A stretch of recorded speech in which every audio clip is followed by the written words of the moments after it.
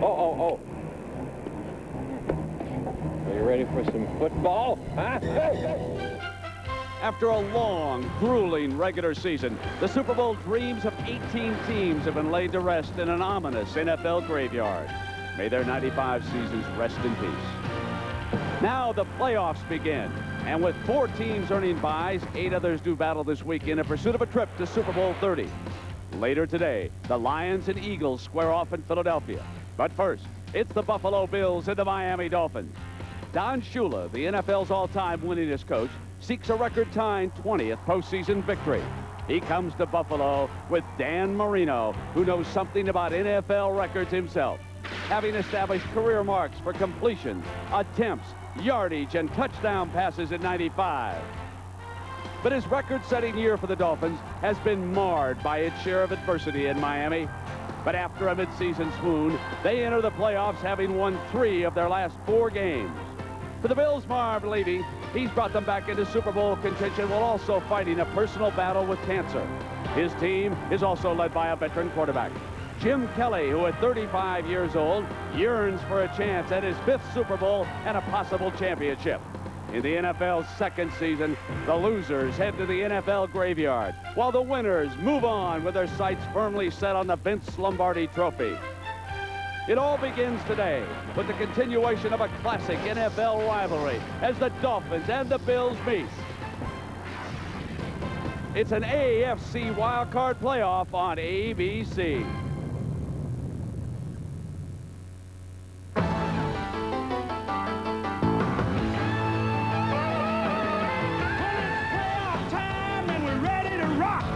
Catch all the hits, the bangs, and the blocks. Now it all comes down to do or die. One team lives, the other says bye-bye. We gotta get ready. We gotta get right. It's time to kick off this wild card fight. So get ready. I mean, get ready. Are you ready for some football? A postseason party. Yeah, this is a little back and I'm ready to get this thing started. Get those helmets crashing, the crowd is psyched. It's the NFL playoffs coming on, that's right.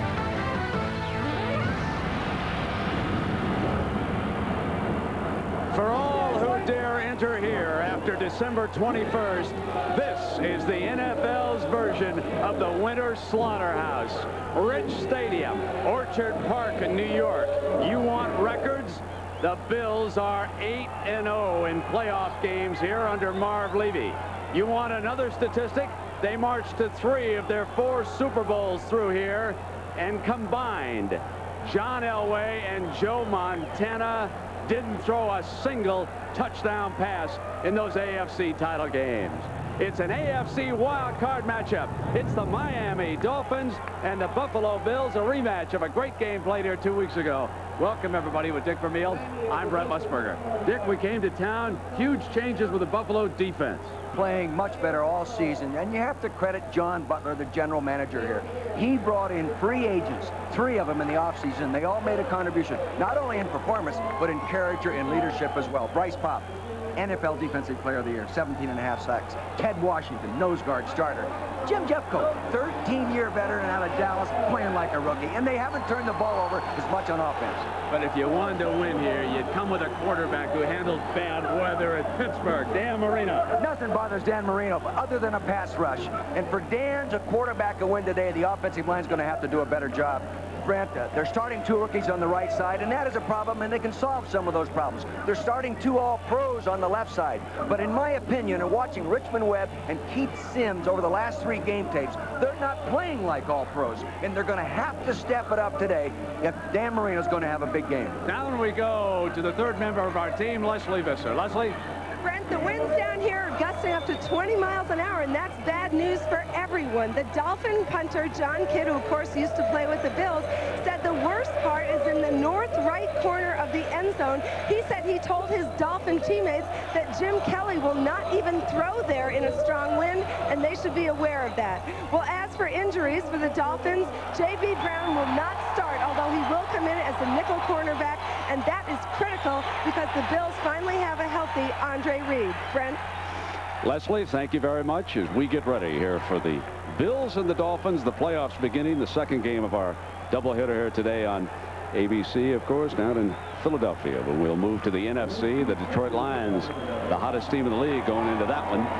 And here, Steve Christie getting ready to kick it off for the Bills and get started as Dan Marino and the Dolphins will have the ball with the first possession. Yesterday they were practicing kicking the ball to Spikes and keeping it out of McDuffie's hands. We'll see if Christie does that here. McDuffie is now moving over toward the center of the field, and now he is signaling Spikes exactly what he wants done on the return. Wind is going to be a factor here all game long, as Leslie told you. May play a very important role in the outcome of this game. Snow is not forecast. It is not a miserable day as far as weather is concerned. Perhaps about the same as 2 weeks ago, although the players on the field were saying that the wind appears to be gusting just a little bit more than it did that day. That game, of course, won by the Bills 23-20.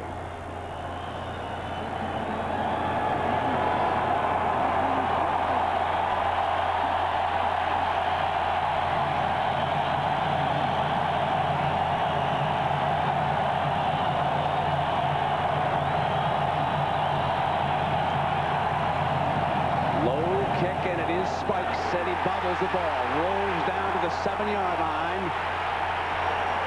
and that allows the special teams bring him down at the 15-yard line, led by Chris Green. And here he comes, the man who broke all the records this year, Dan Marino.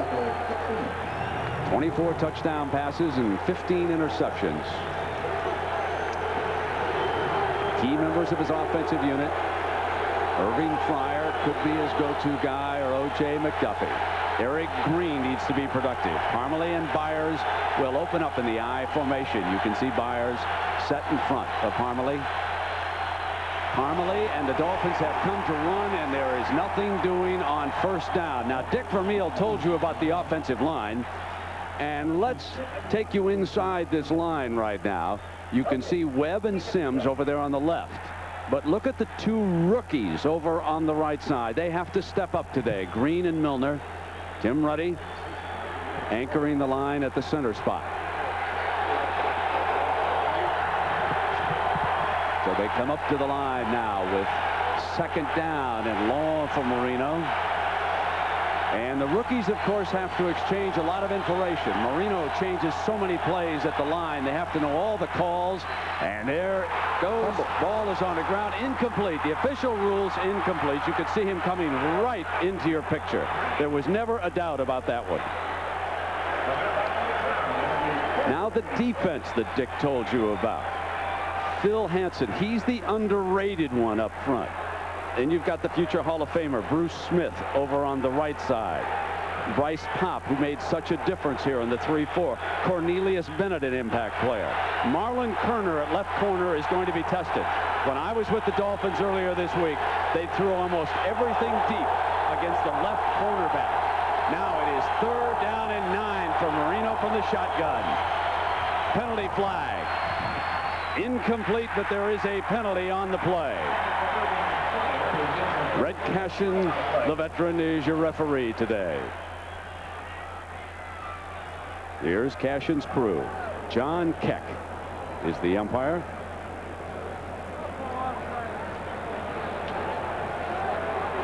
And this has been a penalty called much more frequently this year. Goes against Marv Levy's defensive unit. Missed 3 games this year, as you're well aware. What a tremendous job he has done here as coach.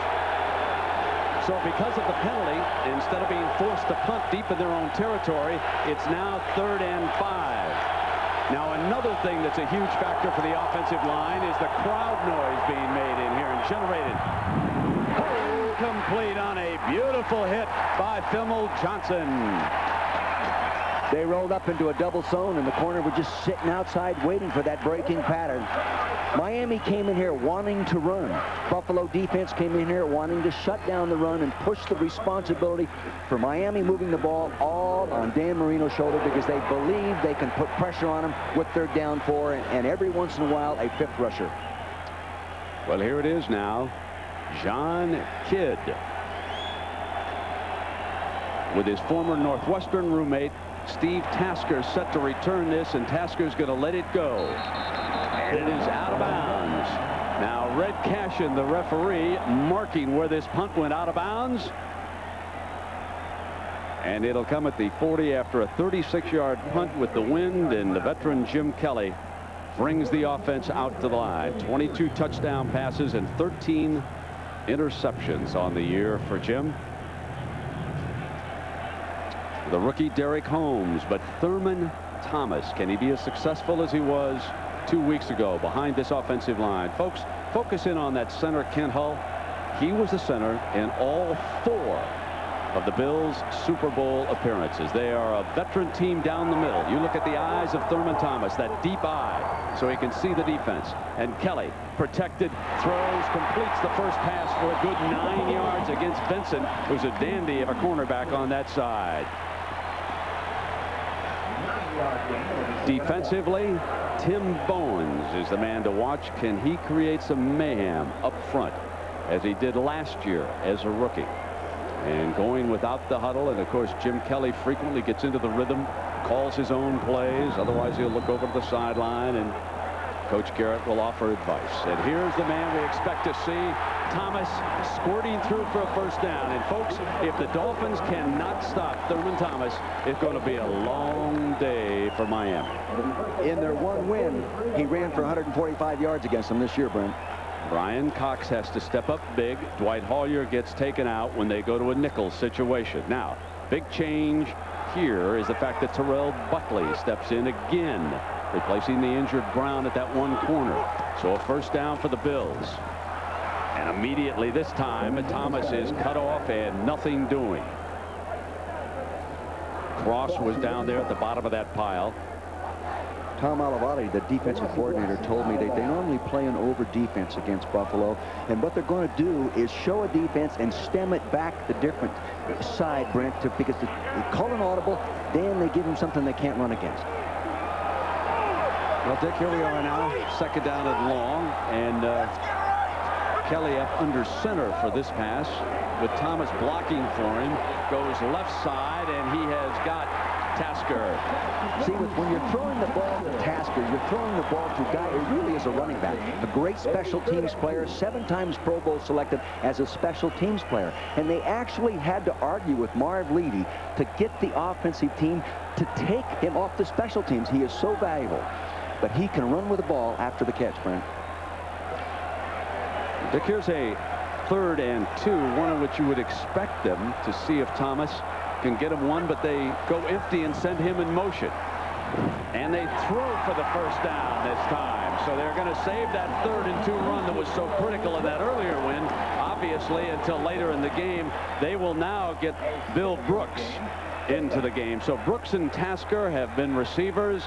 Thurman has carried the ball, and the Bills are just mixing it up. What they do is go empty, taking the running back Thurman as you see him coming to. Now he'll stretch the defense to the bottom of your screen. That'll open up a little area for Brooks to work in that one-on-one. First down, move the chains.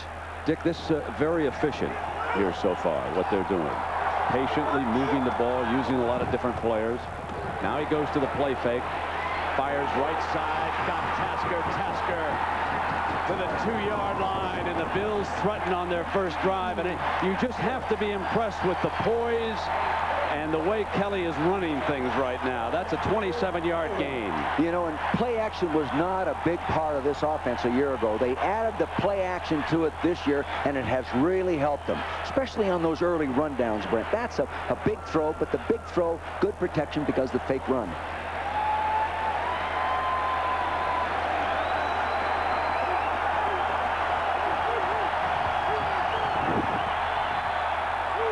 Gardner is the fullback. And busting across, that's Tim Bowens, 95, who came across. He's quick, but too quick that time.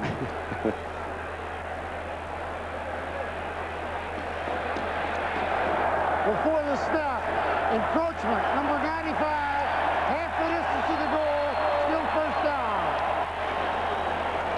Sidney Bowens is a guy that when he really sucks it up and wants to go hard, he can make a difference in that front. He tends to sometimes take a breather on snaps, Brent.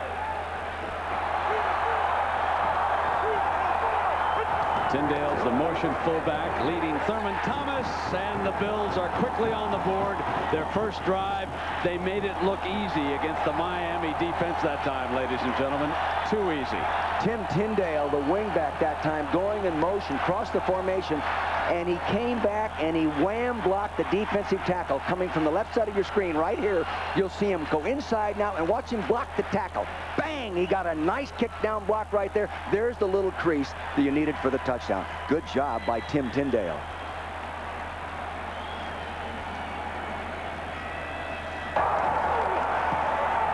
Nothing like that. Christie adds the extra point.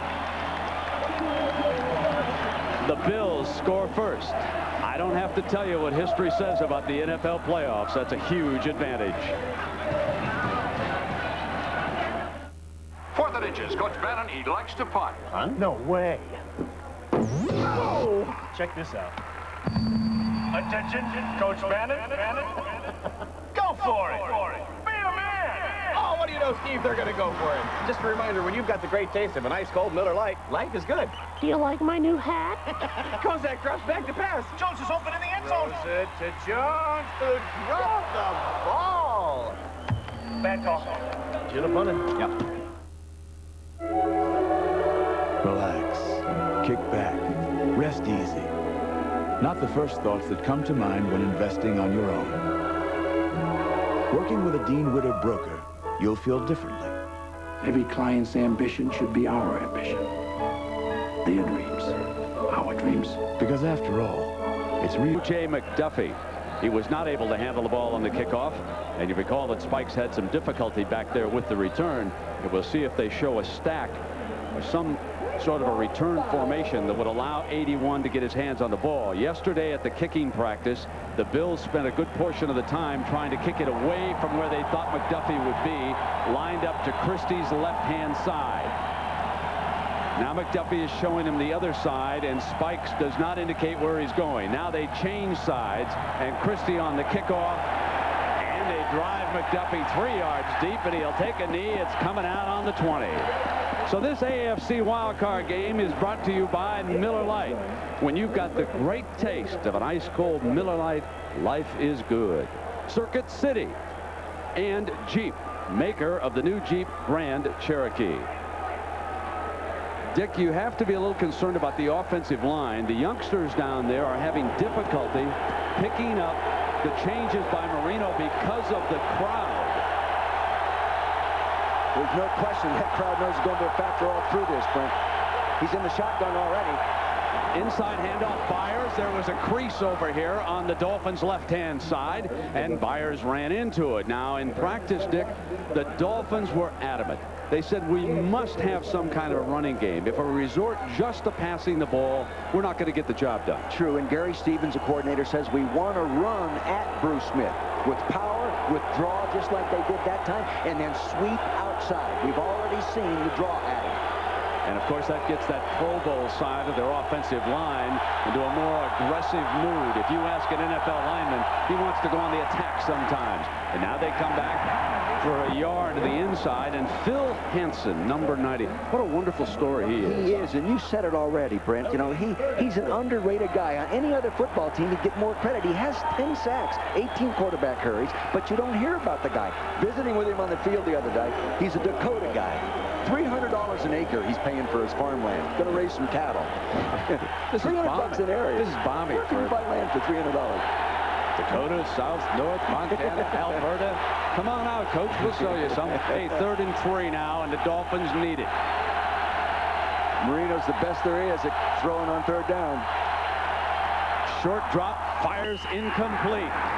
Dolphins are forced to punt. Chris Green did a real nice job of reaching around with his left hand and preventing that slant pattern. It was there. If he doesn't play it well, it's a completed pass. Marino back. He's going to be up underneath because he wants to throw a quick pass. There it is to the left side. Good job by Chris Green reaching around with that hand. 3 plays and out, 3 plays and out. Tough to win a football game playing offense like that.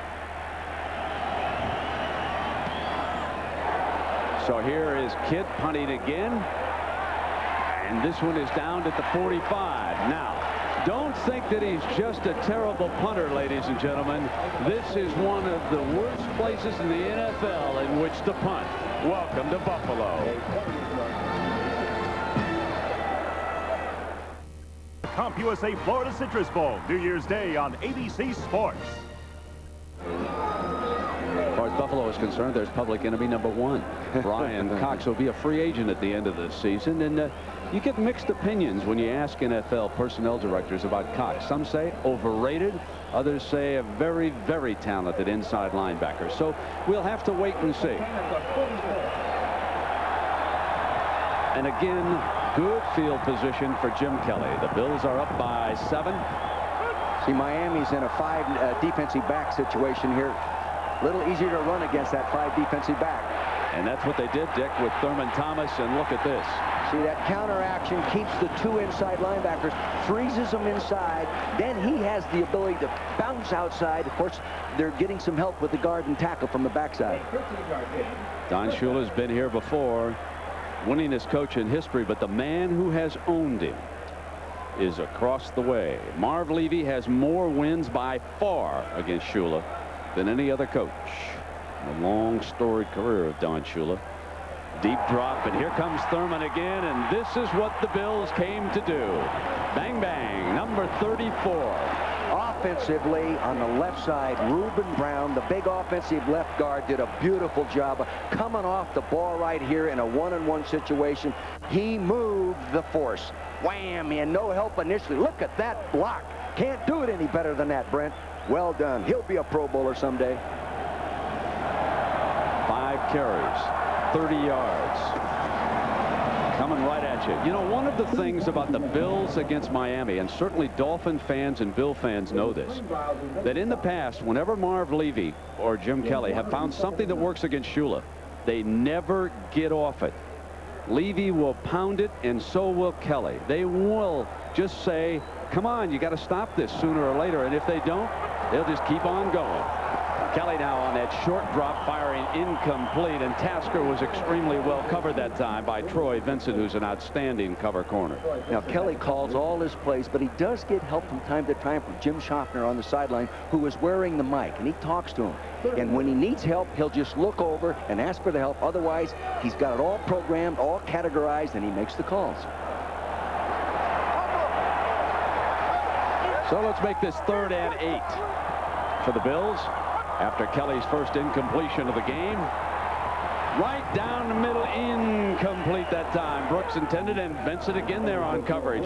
So Troy Vincent steps up in that defensive backfield and turns in a couple of fine plays. Well, he was in tight man-to-man coverage, and crossing pattern like that is tough to cover, Brent. He did an awfully good job. Now, Cox they use as an outside defensive end. He runs a stunt back to the inside. He gets pressure, but not there in time. Still fooling around a little bit, isn't he? He's asking for trouble from this stadium, I'll tell you that. So a 48-yard attempt with Tasker holding for Christie. Good. Oh, mackerel. That's why he's the leading kicker in playoff history in the National Football League, Brent, right there. Nice to have the wind at your sails.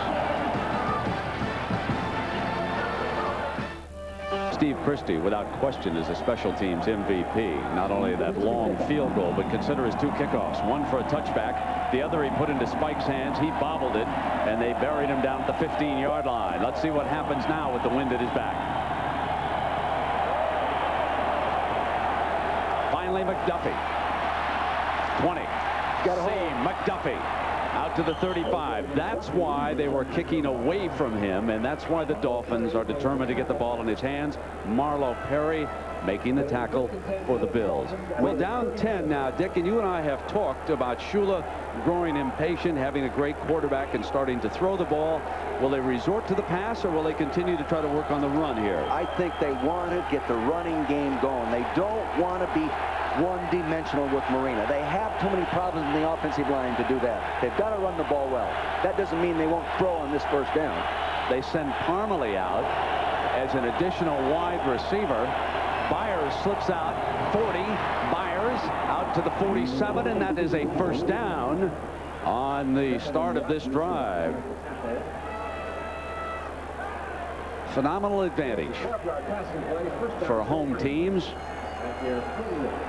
You can see that the home team has won all 10 AFC wildcard games since they expanded the playoffs back in 1990. Overwhelming advantage.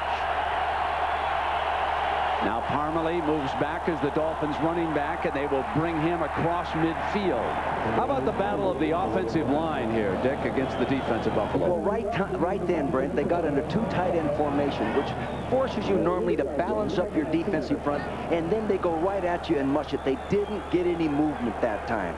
Teddy Washington inside at the nose tackle would not be moved off the ball.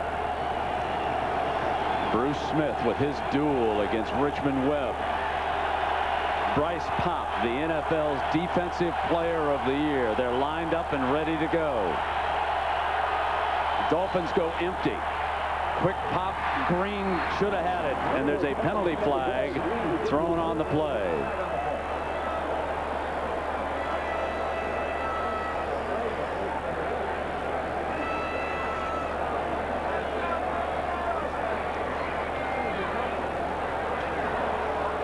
No, Red was going to give us the offside, and he said, wait. Let's have a discussion. Hold it here. Maybe I got a better one. Trouble with Red, he has no experience in this league. Look at that guy. He's a grizzled vet.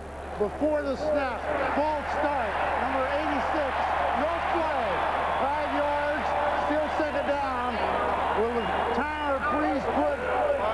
Well, a reminder that ABC Sports will present a New Year's Eve blockbuster tomorrow. Big East champion Virginia Tech will take on Texas in the Nokia Sugar Bowl. Coverage from the Superdome in New Orleans kicks off at 7 Eastern. We'll see how Virginia Tech and Texas make out in that one. Second down and 12. Marino standing back on his own 40. Has to step away. Gets it to Byers, and it's an incompleted pass. Boy, Bruce Smith was in there. He was quick coming off the ball. In the last few games, this guy, and they say since the 49er game, Bruce Smith has taken his game to his all-pro level. Boy, did he come off the ball that time. He is so explosive out of his stance. Left side of your screen. Boom, he's right up underneath, and a little inside move on Richmond Webb. Richmond's got to close on him and can't give him that inside gap. As a result, 3rd and 12 facing Marino and the Dolphins. McDuffie was the motion receiver. They'll use the safety valve. They'll drop it to Kirby, an excellent receiver, but far short of the first down. And Dan Marino gets knocked down again. You can only be knocked down so many times in a football game before you start throwing it erratically. When you start anticipating pressure, and it really throws you off as a quarterback. Even the great ones, Brent. And again, that was Smith in there.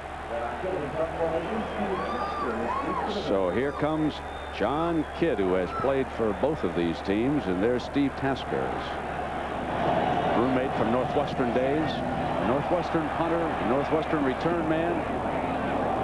And Tasker is going to let this one be downed inside the 5-yard line. Those Northwestern guys make mistakes too, huh? My sakes, he should have fielded that ball. Oh, mercy. 10-0 Buffalo. Amanda. It's the NFC Wildcard Playoff next on ABC Sports. Back at Rich Stadium, where the Bills lead 10-0. Thurman Thomas told me this morning this is the best that he has felt in a year. He said his game plan today, he thought he wants to get more than 100 yards. He said his mother gave him the best advice, and that was stay away from that Brian Cox. Brent? Leslie, thank you very much. He has done a little of that today, too. And now from the 1-yard line, Thomas out to the 4-yard line. A little breathing room for the offense. What's so great about him, Brent, is in tight, intense areas, he can get through tiny cracks. Doesn't appear to be any room, and he'll find a little crack. Now, he gets a good backside block there. He finds it. Now, there's that little crack, but he had to move all the way back to the left side to find that hole. 2nd down and 6. Kelly runs him on a delay back there, and he slips through another seam out to the 11-yard line, and what could be a first down. Let's see. Now, it's a little short of it, I believe. Well, Brian Cox blew that one. Brian Cox blitzed, came around. No, they're not. It ran right by him. Here he is right here in the middle of your screen. He's going to come up inside, and he's going to take it. He's going to go get him. Oh, he gets picked off right there by Reuben Brown. Nice job, number 79. And they did get the first down. Move the chains. They come out from the shadow of the goalpost, and Cox will try to do a little bit better again to bring the end around. This was a hugely successful play when they bring him out of the slot. It really is part of their counter game, they were telling us yesterday, and not so much an end around. No, it really isn't considered a reverse. They ran it 3 times in the last game and made 37 yards on it. Really a good kick-out job there by John Fina. Came all the way across the formation. They love that play. Well, they have run it 6 times in one game against the Dolphins for 50 yards. Right. They made a living off that play. Now on 2nd down. And the defense not giving much on that side as Tim Bowens comes in underneath. But on that specific kind of counter, from what the defensive coordinator Tom Olivari told me, that play there was run 3 times for 37. Now, maybe he wants to reduce the amount of yards. Well, I think they're pretty sensitive about that stat. Oh, by the way. Yeah. But see, you run back to that side with that kind of play because the defensive linemen are over-shifted to the tight end side of the formation. 3rd and 4. There's Tom Olivari. And now, this time it is an end around, and it breaks wide open for Brooks. Billy Brooks, on a wonderful delay on that side. No one had stayed at home. They couldn't conceive of the Bills bringing the reverse back from the other side this quickly. What a well-conceived play at the right time. The fake to Tasker, and here comes Brooks. Amazing play. I lost it for a second myself, Brent. See, that play, that kind of play, full flow, they'd had success with it. Now they take that same action and run a reverse off that. Good coaching. Derek Holmes, the rookie, checks into the backfield. Kelly just faking to him. Deep down the middle, and Tasker. Tasker was the key receiver on Kelly's initial touchdown drive, and he goes back to the veteran who is having the season of his life as a wide receiver as well as a special teams guy. First 10 season, he caught 10 balls. Last 6 games, he had 15 balls, Brent. But again, that's play action. It's play action passing. It freezes the underneath people. They're in man-to-man coverage now. Crossing from the right side of your screen, he beats Calvin Jackson right there for the big play. And there is Holmes, the rookie, jammed up. Stewart, the safety, in on that stop, along with Bowens, who's been very active in that defense. There's 35. And Michael Stewart starting at strong safety. But I would say so far, Dick, that Tim Bowens, number 95, has been the most active member of that defensive front for the He is in game tape, too, when you study him. He really has talent. Klingbeil is a load inside, but not a real mobile guy inside. Steve Empman on the field with the rush, and the ball is dropped by Andre Reed. How often have you seen him drop that little crossing pattern that Kelly made a living off of? Andre missing, of course, 10 games this year with a pulled hamstring muscle. There's big Steve Empman. First-round pick, Indianapolis Colts a number of years ago. Knee injury problems. Signed a 5-year contract to play for the Dolphins. Boy, he was a great college player prior to those injuries. Kelly and the Bills facing 3rd and 9. Holmes stays in as his running back. Going to try. And it'll break wide open. Fina, the lead blocker. Fina clears even more yardage, and Holmes to the 1. Woo! What a run. What a story he is. 7th-round draft choice. Picked 244th in the draft. And here he is running the draw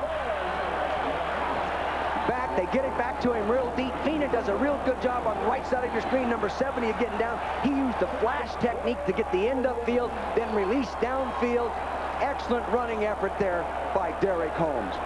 You got to give two scouts, Dave Smith and Bob Ryan, credit for locating that guy out of Portland State. Gardner in front of Holmes off a play fake. They'll throw incomplete, and Lonnie Johnson was the intended receiver. You know, they came into this ball game in 16 games, Brent, and did not score a rushing touchdown in those 16 games in the first quarter. And the first time they get the ball, they score on like a 1-yard run. But it took them 17 games to finally get it done. This offensive line is a very, very well coached offensive line. They execute real well, both fundamentally and technically inside, Brent. Gardner and Holmes in the backfield. Gardner, number 35, you saw him set up directly behind Kelly. Holmes will follow him. Nothing doing that time as Brian Cox makes the stop for the Dolphins. He did a real good job of running through that time. I don't think it was a close blitz. I think he saw the gap and took the risk of getting there, and he got there. Real nice play by Brian Cox. See, he's giving signals. No, it's a called blitz. He's coming all the way. Does a nice job of flooring Glenn Parker, 74 there, and getting to the ball carrier. Really a good job. That's how an all-pro linebacker is supposed to play. So the first quarter comes to an end. The Buffalo Bills dominating Olivadanti's defense. He's been under fire all season, and it has not ended here yet as the playoffs begin. Back with more after this message and a word from our ABC stations.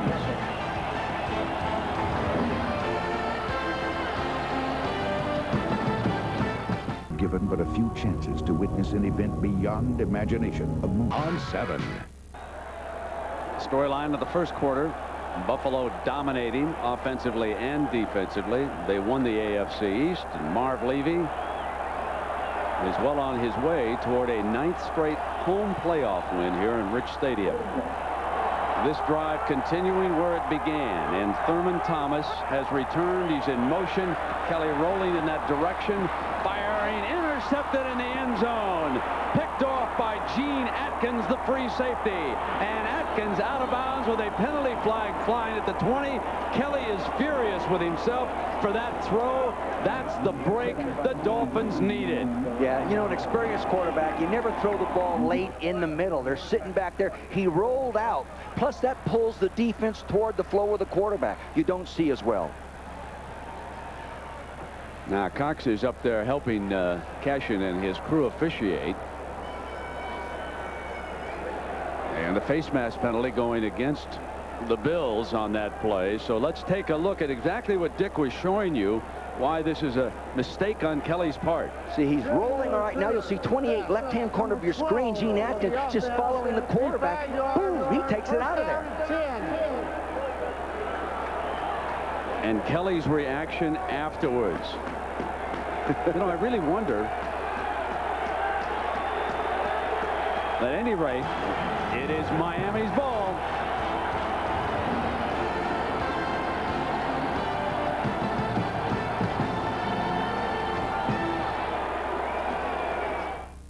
No, listen up. This is why you wanted Jim Kelly as a linebacker and not a quarterback. They grab that face mask, extra 5 yards. Tough guy. I've seen pro quarterbacks that won't even make an attempt to tackle the interceptor that they just threw it to. But he made the mistake, and as a result, the Dolphins are alive. It would have been real tough digging out from a 17-zip hole early in the second. Now let's see if they can do anything with it. They fire complete, and it's O.J. McDuffie. Speaking of Joe Paterno, coming from the Nittany Lions of Penn State, he has been a very valuable performer as we take a look now at the first quarter numbers. It can only be one thing. It can only be one way. I don't know if we even need the stats, Brent. It's got to be all Buffalo. Look at it. 1 first down, 10 first down, 10 rushing yards, total plays. Oh, my God. Total yards, 26, 181. Double the time of possession, no ball game. Kelly has thrown 13 interceptions in his last 10 games against Miami, and as a result, 2nd down and 1 now with Green setting up on the right side, the tight end. Parmalee for the first down for the Dolphins.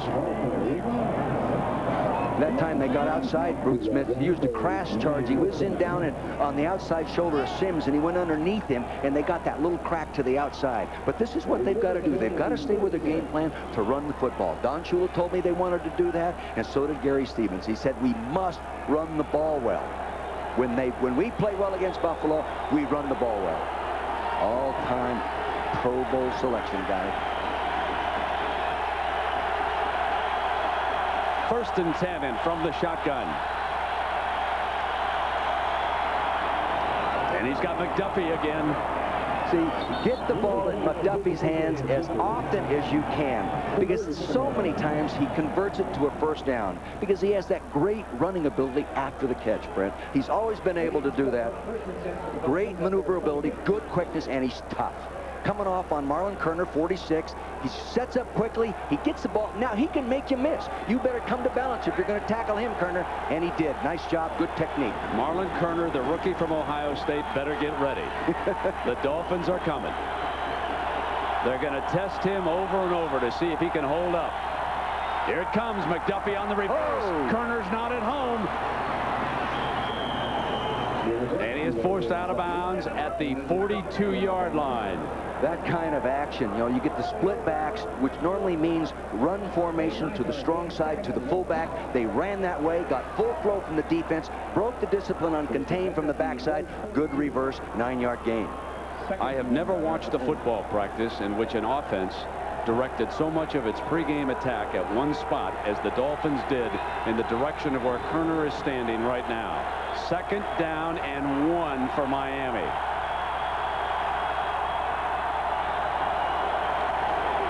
Parmalee, another first down. And how quickly things can change when you're dealing with as many great athletes as there are in the National Football League. They're starting to block people too, Brent. They got the big tight end over here coming down, the fullback kicking out, and they're bringing the backside guard through. Very well executed. It's the old power, old play. Those goes Byers, 41 kick out.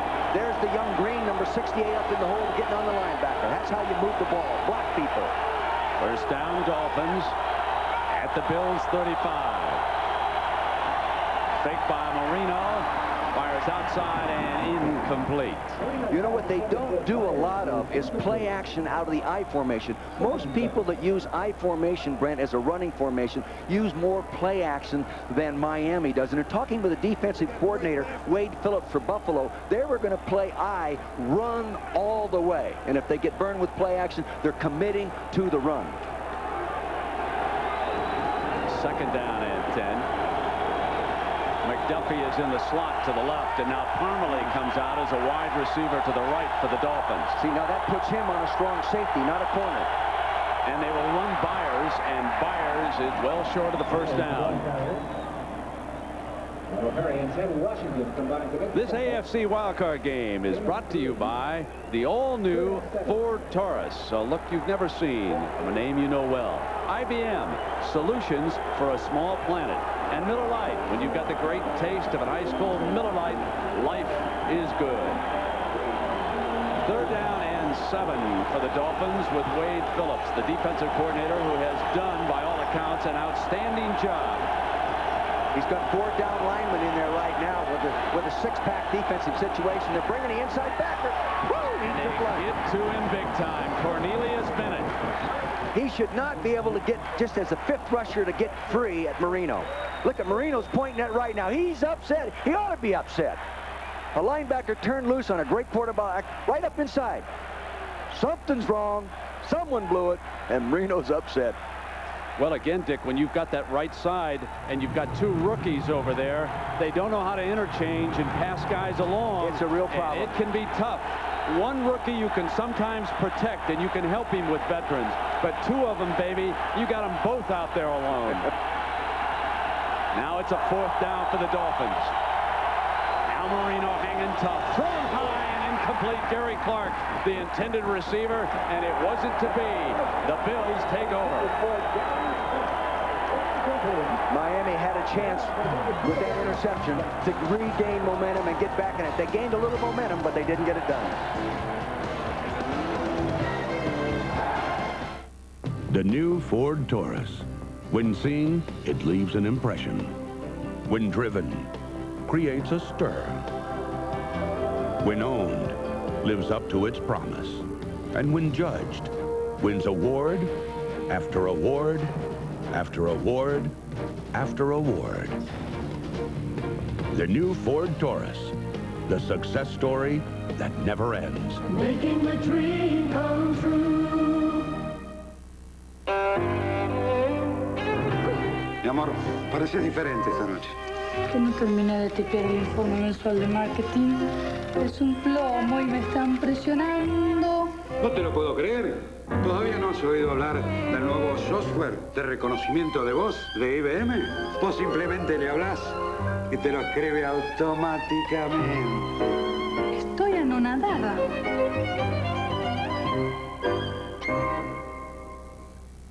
Johnson drops it! Come on, my Dolphin kid's better than that. Right, Buster? Guys, we're going in. Go hit it. Third and 8. Hey, is that a dog? That's right, Bob, a dog, and they're going to run the old pooch to the post. And now the guy with no helmet drops back to pass. Oh, great catch! Well, Bob, when you've got the great taste of an ice cold Miller Lite, life is good. Touchdown, doggy. I have officially seen everything. Miller Lite, it's good. Here's Well, Jim Schaffner, the quarterback coach, and his great relationship with Jim Kelly. He says, basically, I let Jim do what he does best. He likes 3 receivers in the formation. It allows him at all times to read the defense better. He knows where he's going. He calls his audibles better. Plus, Jim will not only call the play on the line of scrimmage, he will re-audible on the line of scrimmage. He'll call it twice. But great rapport between Schaffner and Kelly. You can see the 3 wide receivers in that end zone shot. First down and 10, coming out from the 33-yard line. Thurman Thomas again, and Thomas off to a huge day. First down, and somebody goes flying over there on the Dolphins sideline. Look at that. He took the defensive coordinator out. Not only beat his defense, he then went and got the coordinator, and he KOs him. I mean, now there's a running back. Tom Olivadotti is a fine coach. What a nice person to visit with, too. And you know, he's confident. He knows what he's doing. He knows what he wants to get done. But he needs the offense to help him today a little bit. Wait a minute. He can't get knocked back on his heels like that. Okay. You got to get set. When a running back's coming, man, you can't do that. Boy, you're getting tough. First down at 10 now. And they bring you-know-who, Tasker, out of that slot around. And this time the Dolphins string it out very well. And it's a small game. And it was Marco Coleman coming from the backside, making a great effort to run it down. They'd have slowed him up at all. Marco Coleman right there, number 90, a high-effort, good, tough guy. Not the biggest defensive end in the National Football League, but a give it all he's got on every snap guy. And a pretty good pass rusher. Pretty good. Sometimes as I watch him, it looks like he has problems on the great big offensive tackle. He can't see real well once he gets in that rush technique. It's interesting. They're leaving Tasker in the slot, and they're keeping Andre Reed outside. Tasker coming through the formation, and now they will run Thomas to a huge hole. It's like stealing. Thurman Thomas to the 20-yard line. That's the old counter play. That's freezing the inside backers where their counter play, and off they come. They bring the backside guard and tackle. Well, that's what's next. The Detroit Lions and the Eagles, but let's go back to the Bills. You'll see that they'll block down here, and they'll bring both these guys from the backside to get the blocks at the point of attack. Boom, good block down, good kick out, and quick enough to get through that hole and no one to fill because they sealed it off inside. Team that runs best normally wins this shootout. And here is Holmes to replace Thomas, and Holmes battling, Holmes coming back. Touchdown, Buffalo. Where's the Miami defense?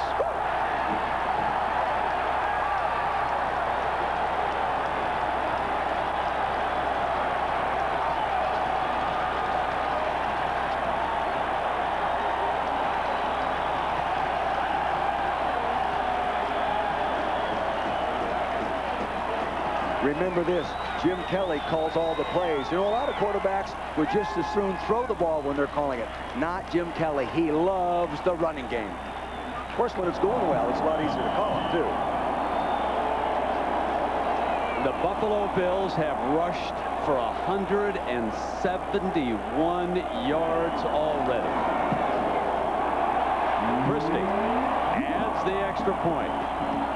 Thurman Thomas with 88 yards and 11 carries, and Holmes with a scintillating draw play here for another Bill touchdown. What an advantage to have offensive linemen that are extremely mobile, big guys that can run. Well executed play.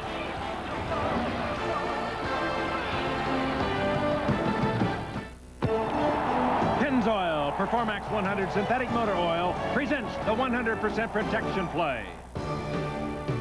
The Oakland Raiders sparkled in the 70s with Hall of Fame linemen Art Shell and Gene Upshaw, who were the protectors of Oakland's potent ground and air attacks. Considered the best guard-tackle combination in history, Shell and Upshaw paved the way for the Raiders' 32-14 victory over the Minnesota Vikings in Super Bowl 11.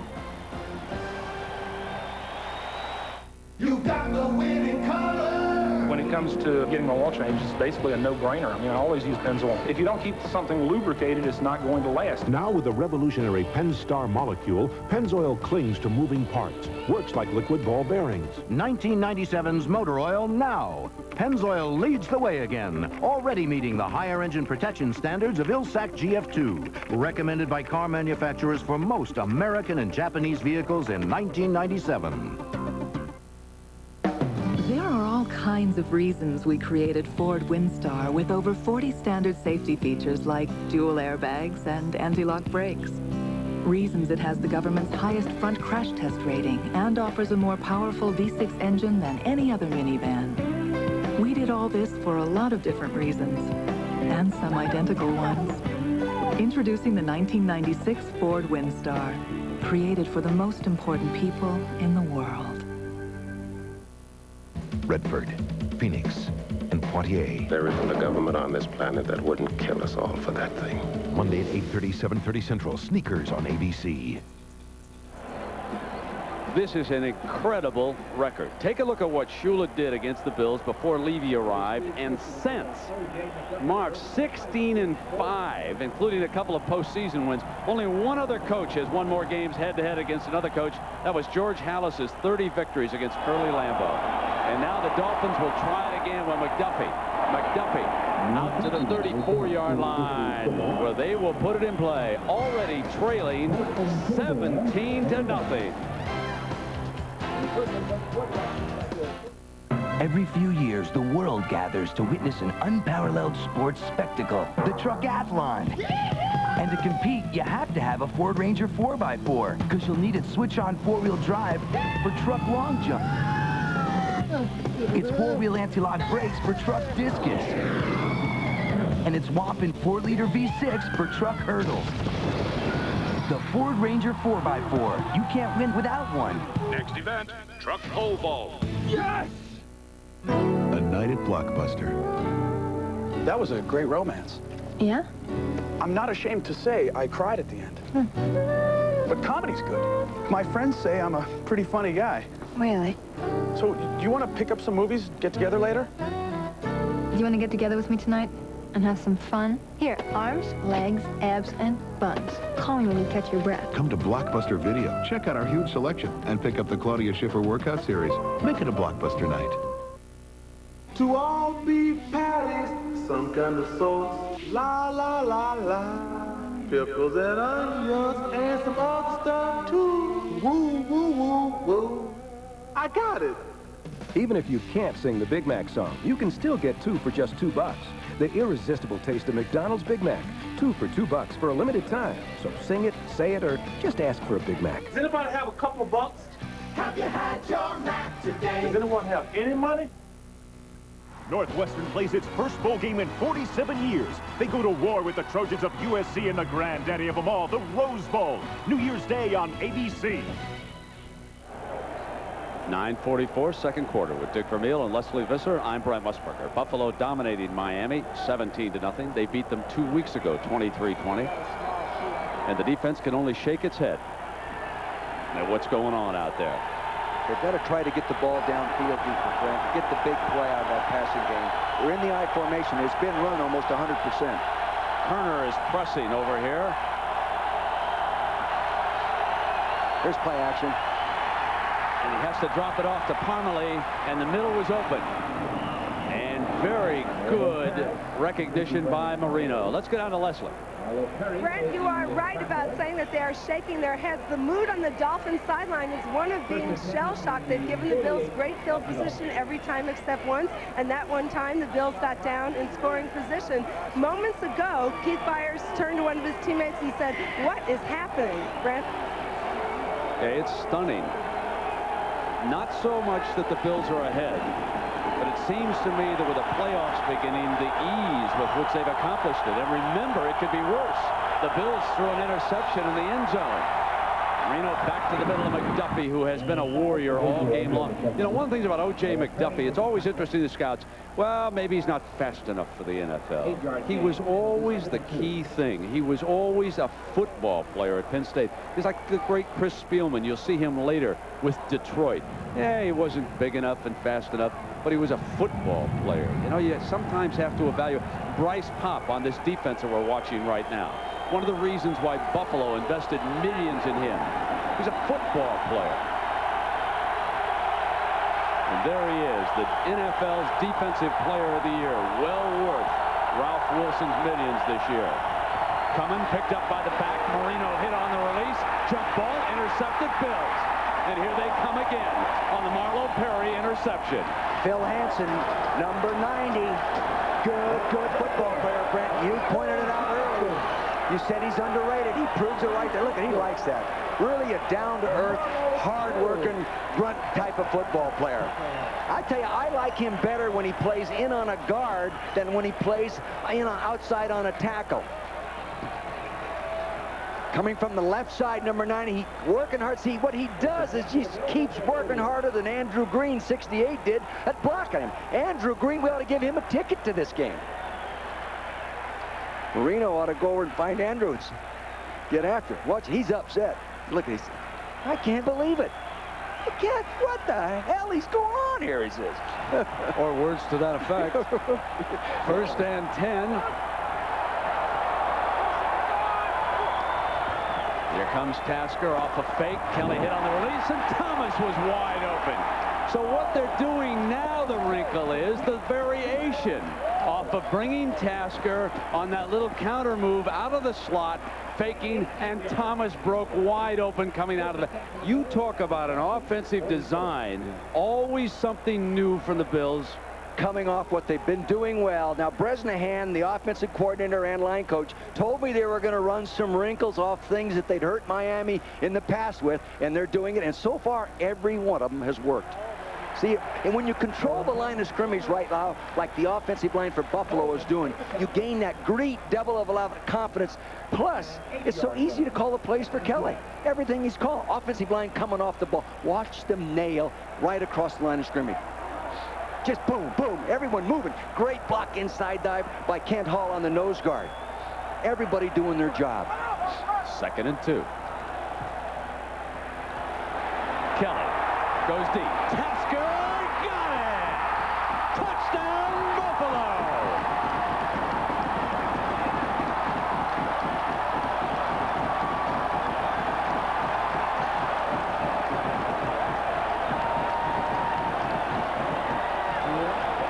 See what happens on that? You get a wide receiver on a safety. Now, Michael Stewart is a strong safety. Playing deep in man under with zone deep backed up. He gets him here. He's going to take him all the way. And he's beaten right away. Right, no safety help deep. Man all the way to the start.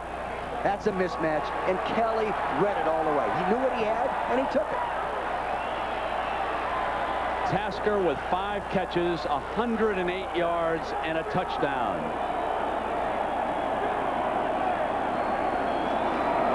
Christie, perfect on the extra point. Right down Broadway. This is some licking being handed out by the Bills right now.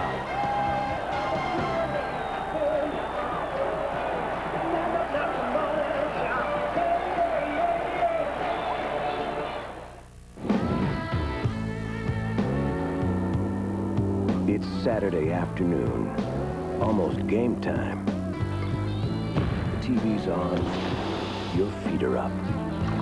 You've got the remote control in one hand, a great-tasting, ice-cold Miller Lite in the other. And as you take that first ice-cold sip, there's only one way to describe it. This is the future of corporate computing. No, wait. This is. Oops, sorry, scratch that. The future is definitely this. On second thought, it'll be this, we think. There are many visions of the future. Most will turn out not to be right. But we engineer our network systems in anticipation of uncertainty. So no matter which way it all goes, you can't go wrong. Digital, whatever it takes. There are definite reasons we created Ford Windstar to be the only minivan with available all-speed traction control and four-wheel anti-lock disc brakes. Reasons it has a wide stance for secure handling and also meets 1998 federal passenger car safety standards. We'd like to show you one more reason, but it's still a month or so away. Introducing the 1996 Ford Windstar, created for the most important people in the world. When Al brings his turtle to the set, we're doing tool time, not turtle time. Disaster is just a hair away. Scooter is now shell-shocked. Home Improvement, Tuesday.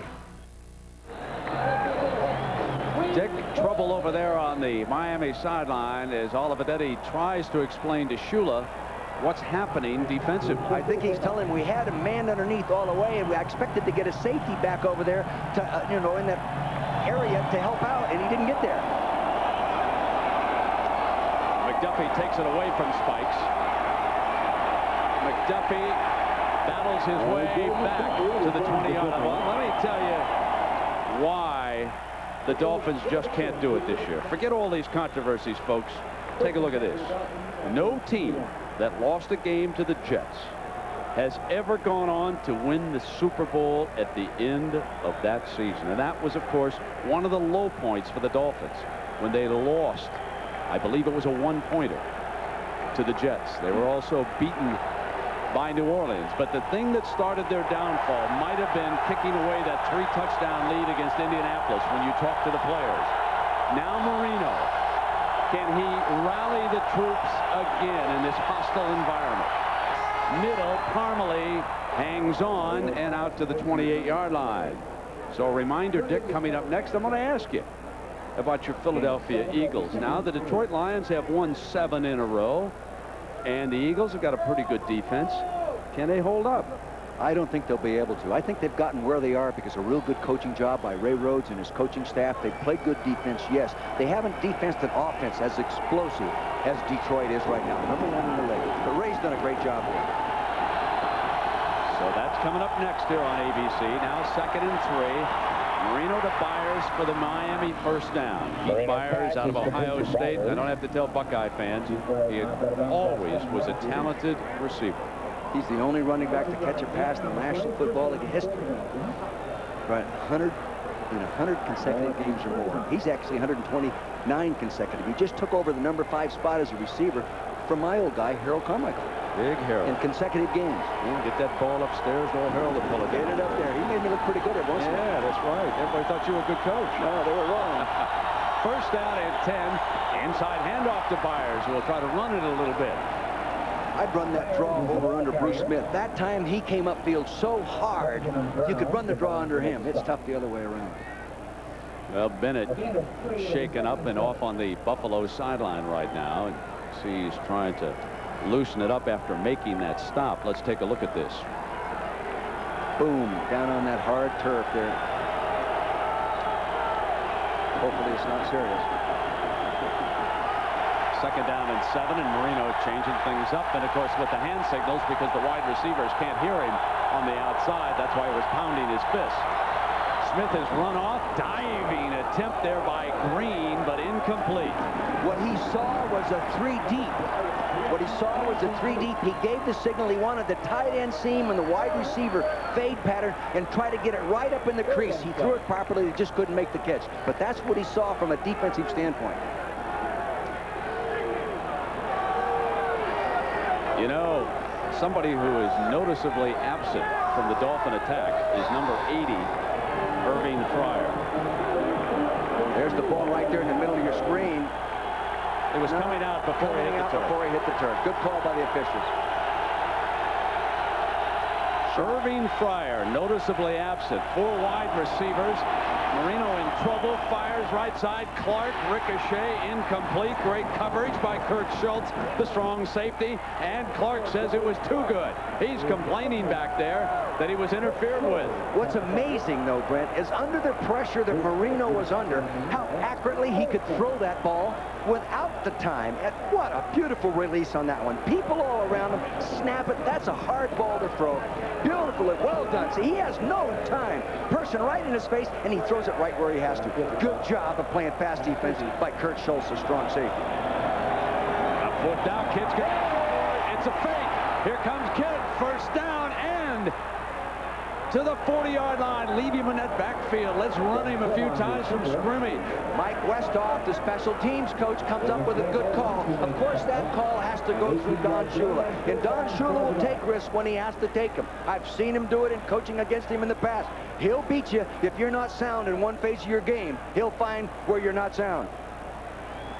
The left side here, he's going to run it. He goes right up underneath there. The rush comes inside. There's no one there. That's why it's in the game plan. That's why he felt he could call it in that field position. Good coaching. Big 18-yard run by John Kidd, a former Buffalo punter, now in Miami. And the Dolphins have a first down. They trail it by 24. Here comes the reverse. McDuffie's going to throw it. McDuffie deep down the middle. Incomplete, and that was Irving Fryer at the 5-yard line. Appeared to hesitate and not run through it a little bit. Maybe the ball was hanging. I wonder how his passing technique was. Well, coming up at halftime, Robin Roberts will be along with Dave Wanstead. Coach of the Bears, Marcus Allen. Aren't the Chiefs making a run at the Super Bowl? Troy Aikman. Talk to the Dallas quarterback and preview the game next. Coming up next, the Lions and the Eagles. So Pop and the Bill defenders get ready. See the second down now and 10. Dropped by McDuffie. Dropped it. See, they're taking the back out of the backfield and spreading that 3 deep and giving them 4 nice seams to work in. Threw it correctly, just couldn't make the catch. You know, Randall Hill, who probably is as fast as any of the Miami receivers, if that's the quickest of the bunch, he's going to come out here to the right side, to the corner side. They've just brought him in off the bench. Chances are they won't single him up. They're pressuring right now. Marino running in that direction. Smith pursuing. And Marino feeling it, and it's incomplete. Marlon Kerner did a nice job on that. He was the underneath coverage guy, Brent. He stayed with the discipline on the defense. Here he is, just a 3-year veteran, hasn't been starting due to injuries to Jeff Burris. He's starting at that left corner position. That's a tough job against people like Randall Hill. He was the 2nd fastest man in the National Football League a few years ago. He can fly.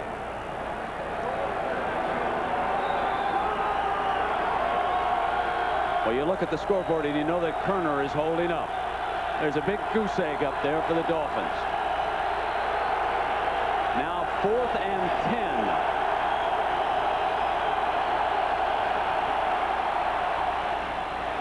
And he puts it in Kirby's hands. Kirby battling, reaching, extending. Did they spot it for a first down?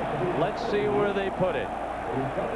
Kirby did a real nice job there. You know what? You could see he has a lot of shake and break. He really is the receiver out of the backfield that they like to get the ball to. Caught 66 balls coming into the football game. You can throw it in front of the linebackers with him, and he can make the linebackers miss. Yeah, Cash and sorting them out on this measurement here. And get the chain gang out there. When you got a lead like this from a defensive standpoint, you can really play more cautiously defensively. What they're doing now is playing a lot of 2 deep, either man underneath or zone, but they've always got 2 deep safeties, and then they change it up and go with 3 deep. Let's see what they get here. Buffalo.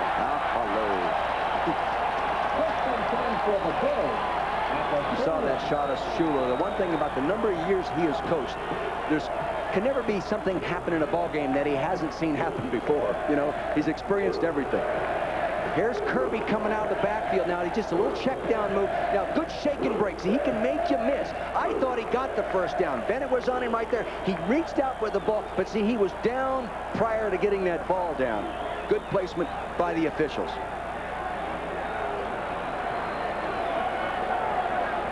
So Kelly and the Bills leading it by 24. Tasker, who has been one of the stars in motion. Here's another one of their celebrities today. Thurman Thomas. Boy, did two better running backs ever come out of one school in quick succession like Thurman Thomas and Barry Sanders? Unbelievable pair. But what is demonstrated here, watch Big Dan Parker. Now, they do other things within the offensive line. Follow a 310-pound agile offensive lineman. Watch this. Hops over the top. Boom! Gets a nice block. Stays on his feet. He loves to play football, and he's well coached. That's 107 yards here in the first half for Thurman. And what's most impressive about it is the fact that the Dolphins had to know he was coming. When you look back at the recent history of this great rivalry, this man, number 34, has been extremely prominent in the Bills' victories. When they start to move the ball on the ground and dominate this Miami defense, as they have recently, he's the reason why, with some good, powerful blocking up front. They have rushed, the Bills have today, for 194 yards. And did you see that quick, elusive move? They had him trapped for a loss, and he got away. Who else does that? The person you just mentioned, Barry Sanders. Does the same thing. You got him trapped. Two guys got him, you know, sandwiched inside, and they both miss him. Now, he'll probably take himself out. The coaches do not substitute him in and out of the ballgame. He takes himself in and out of the ballgame. And he said today that he wanted to go because he felt so good, as Leslie Visser said early in the broadcast. He really felt good. But when you see Derek Holmes come in, the coach didn't send him in. Coach Thurman sent him in. Now Kelly off a fake to Thurman, rolling left, got it, first down. You know, and actually he had a deep receiver open that time. Billy Brooks was down the sideline against that double zone. The safety didn't see him and rotate over, and he was standing on the sideline waving his hand at Kelly. Hey, I'm open, throw it to me. So Tony Klein gives the Bills another first down as we reach the 2-minute warning of the first half. We're going to win it. No one is leaving this room until we figure out how. No one. Not going anywhere for a while? Grab a Snickers, because nothing will hold you over like peanuts, caramel, and milk chocolate. Better give me one, too. Hungry? Why wait? Hey, vacation! Yeah! Are they going with... Well, Thomas and the Bills dominating by 24 points. That's the kind of work day he's having. Take a look, a long look at the average. 7.5 yards a crack. I mean, great backs rush for 3.2 in the NFL, it seems, these days. And you know the number. His best game was against Miami this year at 148 yards. It looks like he's going to surpass it. We've got to go back and figure out what he's accomplished in 3 weeks against this defense. He's had a career against it. It's first down now for Kelly. And back comes Thurman, and this time he is jammed up at the point of attack. Cox was in there helping out that time, along with Klingbeil, the nose man. He's a load inside of watching him play, Fred. I mean, he can take an offensive lineman and stuff him at the point. Now, he isn't going to sprint sideline to sideline, but within 5 yards of either side of him, he can make the play.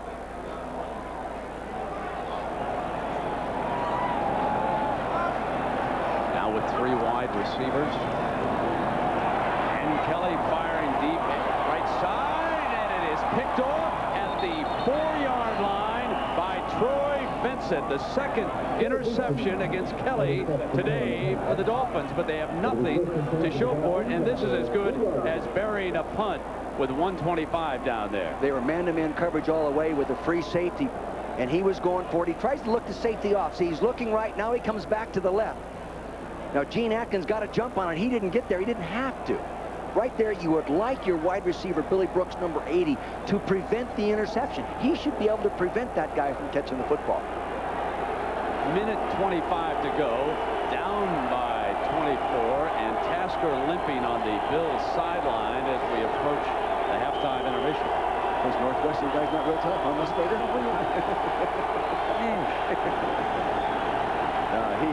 I don't see San Jose State going to Rose Bowl. 24-0 Buffalo with the lead, and Miami attempting to do something here in the last minute and a half. Marino getting it into Kirby's hands, and Kirby with a 6-yard line. Well, tomorrow afternoon on ABC Sports, you're going to see the conclusion of the Anderson Consulting World Championship. Might want to tune over there and see who can win the $1 million. That's what's on the table tomorrow, live 2 Eastern time on ABC. Now that's some big bucks. Snaps it off to Clark, and Clark battling for a first down, has it. You know who did a nice job that time? Billy Miller did a real nice job, that rookie right tackle. Bryce Paup tried to take him inside, and he set properly, used good technique, and gave him time to throw that completed pass. Well, let's go to New York, check with Robin Roberts, and see what's up at halftime. Robin? All right, Brent, coming up on the Lexus Halftime Report, I'll be joined again by Dave and Marcus, get their thoughts on the first half. We'll also chat with Cowboys quarterback Troy Aikman, and we'll hear from the 3 amigos, Al, Frank, and Dan. They'll preview our second game between the Lions and Eagles. That's all coming up on the Lexus Halftime Report. Back now to Brent in Buffalo. Thank you, Robin.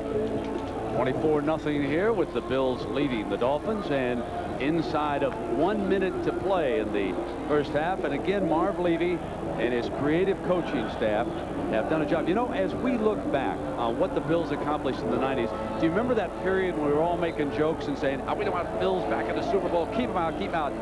I think that's all changed. I think now the country appreciates what this blue-collar team has accomplished up here. Guys like Bruce Smith and the rest of these veterans have hung together, and if they get on another roll, and remember, if they win, they'd have a tough assignment. They got to go into Pittsburgh. But it's my feeling that the football community just now is starting to appreciate what it was to reach the Super Bowl 4 consecutive years. That was an awesome feat. 1st and 10 now with Marino back in the shotgun. Snaps it off to McDuffie, and McDuffie running underneath, and of course the Bills pulling back their coverage, and that underneath man is going to be there as the time continues to tick away on the Dolphins. See what they did? They showed it 2 deep and then moved it to a 4 deep, 4 quarters across the field, so he just threw the ball underneath. They're getting off too quick. That must be offside. Yeah, it is. And Marino will take, and he'll take this play anyway, yes, as Clark is down to the 41-yard line with 23 seconds. Bruce Smith was getting off too quick. Yeah, Marino already has told him we decline it. Yeah.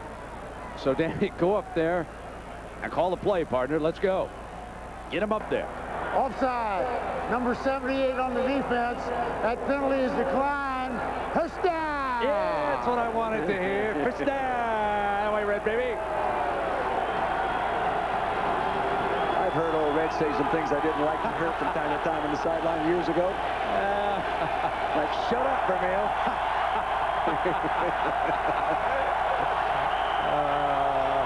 Last time I heard that, it was your lovely wife, Carol. In the middle, and almost intercepted by Cornelius. Really good pass coverage by the big, strong inside linebacker. They tried to hit the crossing pattern behind him. He was reading zone. He read the quarterback's eyes and moved with the quarterback, and therefore he got where he was throwing the ball. What a gifted football player. 5 Pro Bowls. You know, Dick, one of the things we learned, speaking of that, with these guys, they really enjoy living and playing here. You know, Buffalo's a very tight, warm community, and everybody rallies around you. You can get home rather quickly. You can be with the family. It's a very wonderful environment in here with a great facility. Now Marino gets coverage, snaps it off, and Clark is well defended at the 35. Kenny Urban. See, they were sitting back in the zone. They went 3 deep. There, they rushed 4, and then they had 4 underneath in those quarter zones, and hard to get it in there. They were just sitting there waiting for him to throw that ball. You know, you were talking about the attitude of these players. Marv Levy doesn't keep anybody that doesn't have character. Therefore, they're a very close-knit group, and he does a great job of presenting a squad to a coaching staff in the frame of mind to be coached.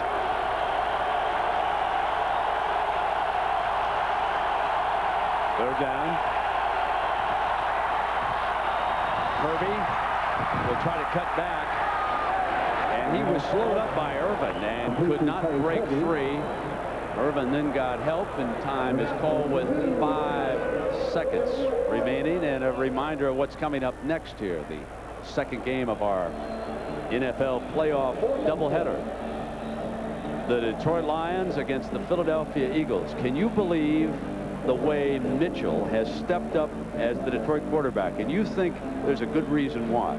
Well, guys, you know, it's the first time they've had a quarterback coach. In Landry going there, Greg Landry, the former player there, and I think he's had to make a real good contribution to that guy. I've been around Scott Mitchell in the World League. Remember our World League in Orlando Thunder, and got to know him there, and he's a very much a student of the football game, and if you're with the right coach, he's going to make him better. And you know, he was a former Miami Dolphin, and Greg Landry, I think, has got to be given credit for making the difference in that guy's career.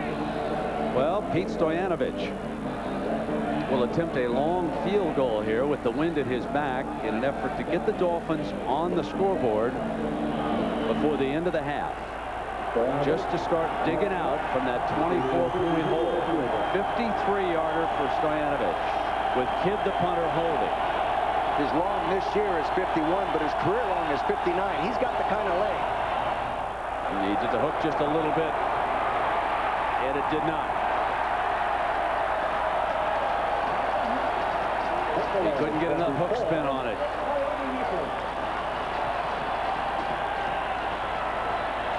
Well, we'll be back with the Lexus halftime report after a word from the NFL and our ABC stations.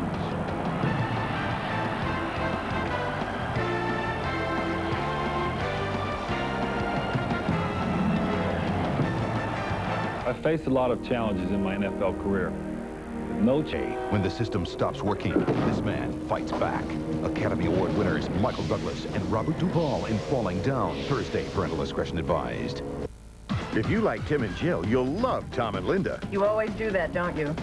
What's that? Grab the sports section first. It's the sacred order as it was delivered to my people. Juice, toast, sports section. It must be great to be a guy, huh? I mean, to be that simple. I've always liked it. Champs, premiering Tuesday, January 9th on ABC. This is the sound of 1995 winding down. And your opportunity to get a great year-end deal or lease on a new Dodge. Plus, get up to $3,000 off. Or 1.9% financing. Even lease rates as low as $199 a month. So hurry to the Dodge year-end event. Before time... This is Luxury Automobiles, the result of relentless pursuit of perfection. From our New York studios, Robin Roberts. And back with Dave Wanstead and Marcus Allen. 24-0 at the half, guys. What's surprising the most, Coach? Well, I think what happened to Miami is their worst nightmare. They got behind, they have to throw the ball, and now, you know, the inexperience in the offensive line showing up. Marcus, psychologically, are the Bills just dominating? Well, I guess they may have their number. I mean, this team hasn't played well against the Bills, and the Bills are, I mean, at the line of scrimmage, they're clearly dominating the game. Yeah, and Thurman Thomas is again benefiting. He has 113 yards at the half. Earlier, we spoke with Troy Aikman, a key figure in these playoffs. Of course, Dallas, a top seed in the NFC, so it's a bye week for them. We asked Troy about our upcoming game between the Lions and Eagles. Well, I think it's going to be an outstanding ball game. I think Detroit's playing exceptionally well. Philly is playing well, although they lost the last game of their season against Chicago. I think it'll be a hard-fought, close ball game. It'll be interesting to see how well Detroit can play outside in the cold in Philadelphia. Hey, Troy, there's been a lot of controversy about the last time you guys played the Eagles, obviously the fourth down call. Have you guys been able to put that behind you?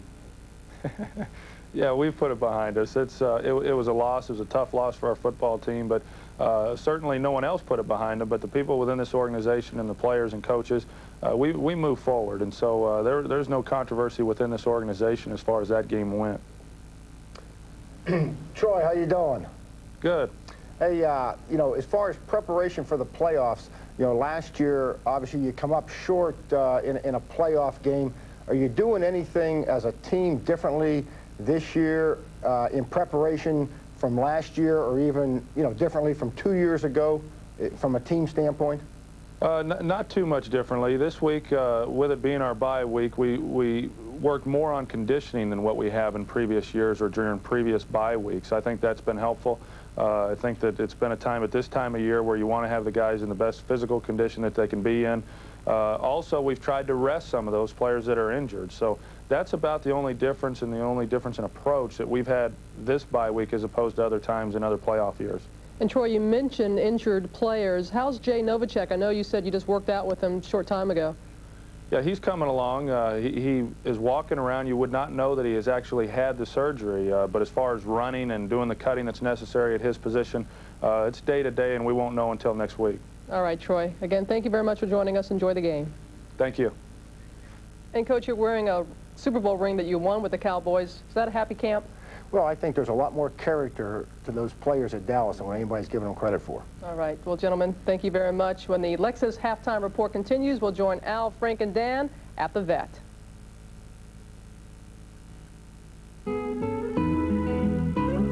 This holiday season, we'd like to thank you for helping Lexus attain the highest customer loyalty of any luxury import. So we're celebrating with a December to Remember sales event. Thanks to Lexus corporate support, you'll find remarkable year-end values on the finest cars on the road. So don't miss the December to Remember sales event. When it comes to customer loyalty, Lexus is the toast of the town. Lexus wishes you the happiest of holidays.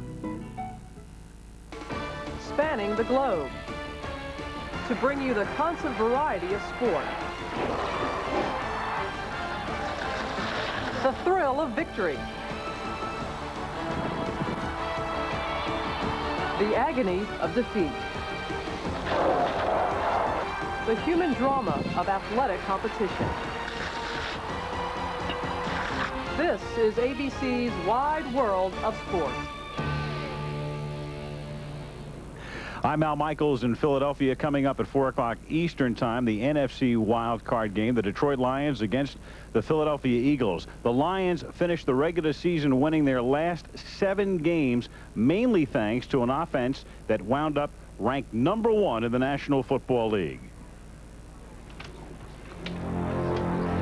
The reputation of the NFC's Central Division was established in the pre-dome days. The mud and the cold and breath you could see often translated to low-scoring defensive struggles. Today it's turned 180 degrees, mainly because of the Detroit Lions and 4 men with distinct and disparate personalities. This is a team that averaged 27 points per game during the regular season.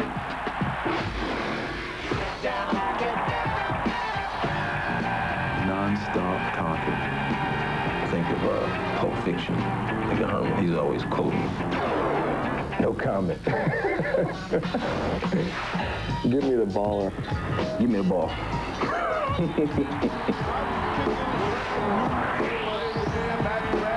Barry Sanders, running man. Different. Unbelievable. Weird. Easy going. Through 9 games this season, the Lions were 3-6, but now they're making winning look easy. All it took was a quarterback who passed for more than 4,300 yards, a running back who ran for 1,500, and a pair of brilliant receivers. It used to be Barry Sanders or bust, but not now. Teams can no longer just focus on our running game, and you know, they saw very early that they had to respect Herman and Brett, and that Scott could deliver the ball. But could Mitchell hold up in the long run as Great Scott? He'd been a backup in Miami and had played in the World League before heading to Motown and signing an $11 million deal. Last year was one to forget amid the intense pressure to produce. I came here and there were a lot of expectations placed on me, and they wanted to see results immediately. It just doesn't happen overnight. I've just taken the approach that I don't have to win games by myself. I've tried to get everybody involved. The offense this year is played with a tremendous amount of confidence, more so than in the past. We actually believe in what we're doing. Players are playing like we know we can win. That's it. It's the bottom line. Frank Frank, you look at this team over the last 2 months, they've been putting on an offensive clinic. Well, so much has been made of their offense, Alan, rightfully so, that it's kind of lost on the people how they're playing such great defense. Through the 9th game of the season, they started making subtle changes defensively, and they have given up only 34 points in their last 4 games. They are playing good, solid defense. Dan, kind of makes you wonder, should Philadelphia show up? Oh, I think Ray Rhodes will have his club here today. And when you look at this Eagle team, though, guys, it's not going to happen unless their defensive line, I think, plays the best game that they have played all year. Now, Harmon and Fuller have been getting it done all season long on the one side. The guy who's really on the spot today is Mike Mamula, their #1 draft choice, playing across from Lomas Brown. If he gets lit up, I think the Eagles are in trouble. Each team with a mark of 10-6. That's the NFC wild card game coming up in less than 2 hours. Halftime in Buffalo. We'll send you back to Rich Stadium after this.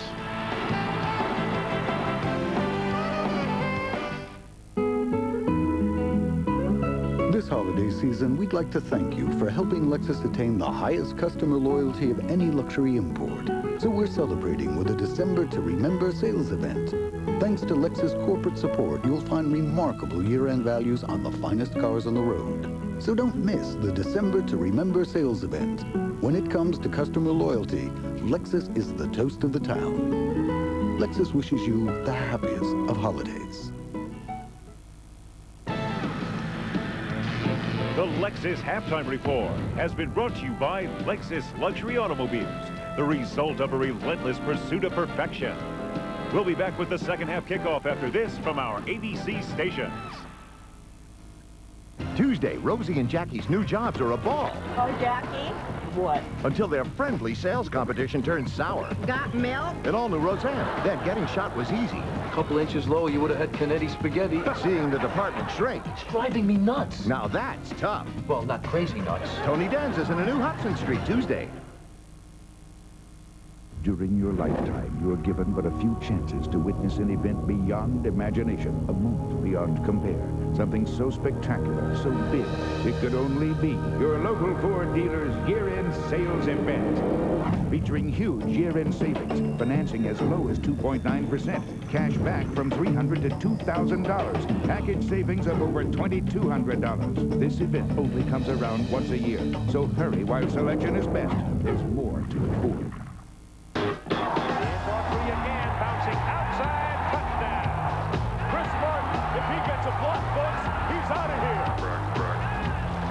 Touchdown, Wildcats! Can you hear me? He's going to take it to the house. Touchdown, Northwestern. Listen closely. Northwestern Wildcats, the story of the year so far in college football.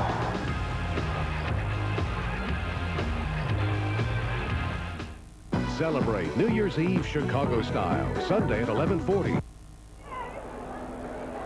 We are back at halftime. The Bills dominating the Dolphins 24-0. And with Dick Vermeil, we went down and were introduced to Wayne Huizenga, the owner of the Dolphins. Tell me what you found in the mood in that owner's box. I was shocked that he was so calm and relaxed and fully together with himself. You know, most owners that I've been around in that situation, they're livid when they're behind at halftime. Yeah, exactly. Well, if you had a couple of billion, you'd be calm too. You know, yeah, well, I have almost that much. He's a pretty good businessman, you know.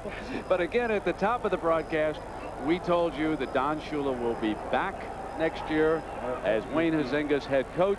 However, there could be some changes with the assistants and the players after the season, but Don Shula will be in on those decisions. So Stoyanovich will put it in play here to start the second half, and the whistle, no kick. They're going to bring this one back. So while we have a moment, let's check in with Leslie Visser. Leslie? Brent, the theme in the Dolphins locker room was one of discouragement. Don Shula said going off the field, he said, I am angry, I am frustrated. We knew coming in that we had to stop Thurman Thomas on defense.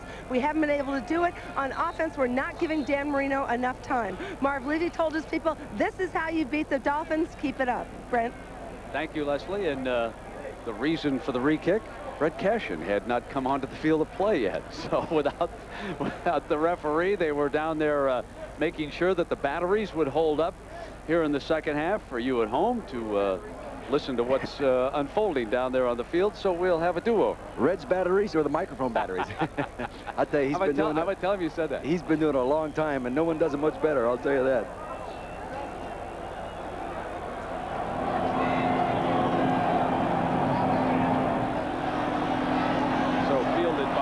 Greg Holmes, the rookie. Strong-looking run out to the 33-yard line where Jim Kelly and the Bills will put it in play. The numbers just emphasize and underline the score right now. No question. I mean, being dominated totally. Look at the rushing yards there by Buffalo, 197 to 52. When do you see a football team -1.5 and leading 24-0? You know, just total domination. I think Miami has to get out of the nickel defense and run down situations and put the third linebacker in the ball game and say, listen, I'm going to stop your run, beat me throwing. Because you know the Bills will attempt to run again if moving the clock is important. That's a turnover. There it is. That's the fumble. He put it down on the first play, and the Bills pounce on it. So the first break goes Buffalo's way. And somebody is hurt. They were waving for the medical staff of the Bills to get out onto the field. A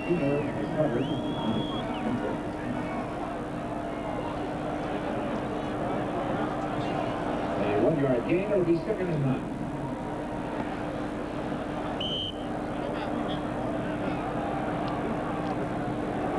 So while attention is being given to player, we'll take a break and come right back.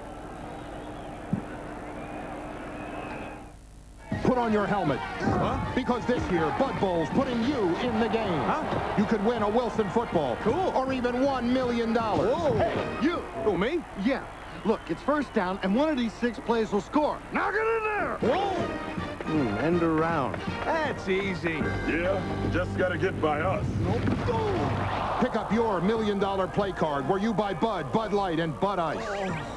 He's fine. Cupcake, I got 5 more plays. Get up.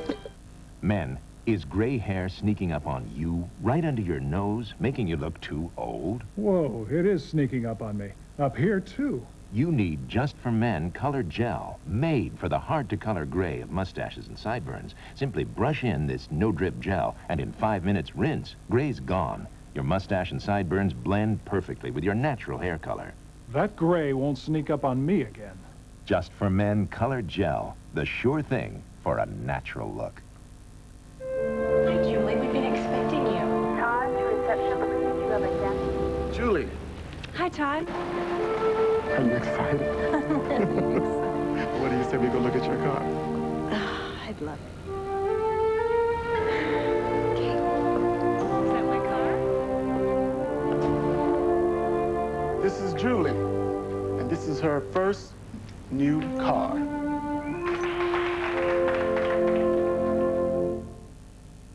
Wednesday, Rick's rebellious daughter tries her hand at babysitting. What have you done? You look like Gabe Kaplan. It's an all-new Grace, Wednesday. Well, there's no question this was a fumble by Thurman Thomas. Big John Fina, number 70, gets over on the loose ball. There's an injury. An umpire goes down into the pile. That's Keck. It is some scramble, Coach. Yeah, it was. And that kind of injury, when someone comes in down from the backside on your leg like that, can be tough. So Lonnie Johnson, the tight end, is out. Steve Tasker is out with the hamstring. And Thomas just takes matters into his own hands and runs it to the 44-yard line. Now, here's the injury to Johnson again, the tight end. Now, watch Cox. He appears to have him engaged. Standing to the left side, 84. See, and he gets that right leg caught underneath him like that and bent over backwards. And Lonnie putting on his parka over here on the Buffalo sideline as the officials measure that last run by Thurman. It'll leave them with a first down. Tony Klein will come in. He's a rookie from Stanford, a 4th-round draft choice. They really like him. You football fans might recognize the name. His dad, Tony Sr., played 7 years with the Raiders, a couple years with the 49ers as a defensive lineman.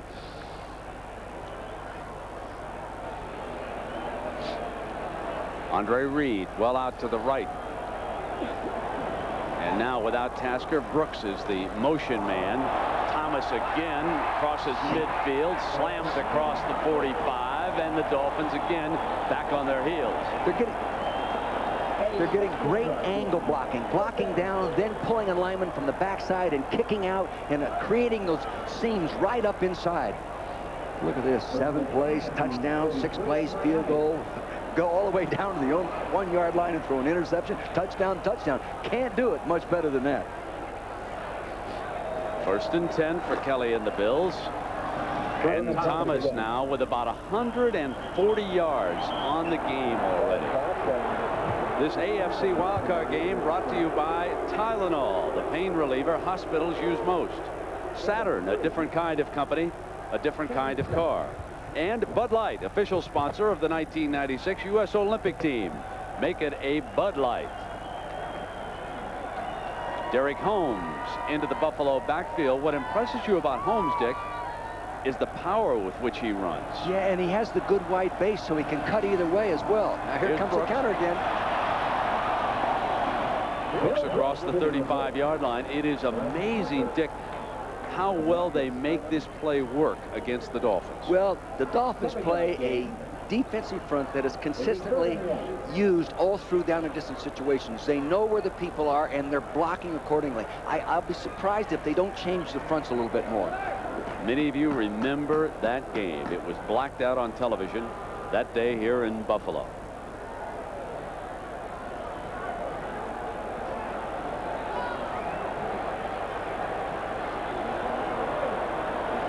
That is a sprained right knee for Johnson, we are told. They change the front up inside this time, Brent. And Holmes battling his way toward the 1st down, and Shula showing his displeasure with what's happening. Yes, it was 3rd down and not real short, but see, now they're taking the gaps here. They're putting people down inside like that to stop those inside runs. A little hard to find a crease when you're inside there like that. And Coleman, then Cox comes down from the outside, number 51.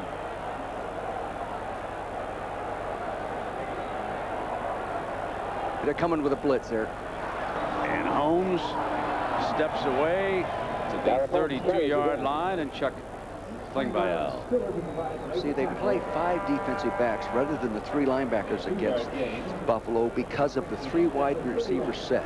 Now, if Kelly came up and they saw them in a 3 linebacker, 4 defensive back set, then he would probably audible pass.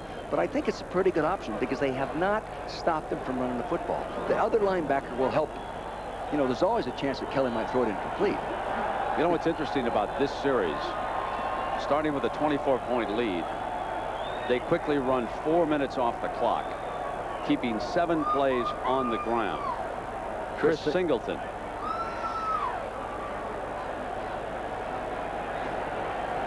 Former University of Arizona linebacker, top pick at New England, played 26 games at New England, had 26 games at Miami, considered a good football player. Had a knee injury last year. You know, Dick, I was mistaken a moment ago. I was saying that a game was blacked out. The one I was thinking about was this one. When the Bills were down 35-3, Reich replaced Kelly and led him back in an unforgettable game. Now they wait for the end around to develop, and Russell Copeland getting the carry and being run out by Michael Stewart. And Stewart with a few words to Copeland over there on the Dolphins sideline. The other thing, there was good defensive end penetration over there by Jeff Cross. He got upfield and made the play bow back toward their own end zone, and that helped everybody else get there. And like you said, Michael Stewart then got over there, good discipline, remained in his field position responsibility and made the play.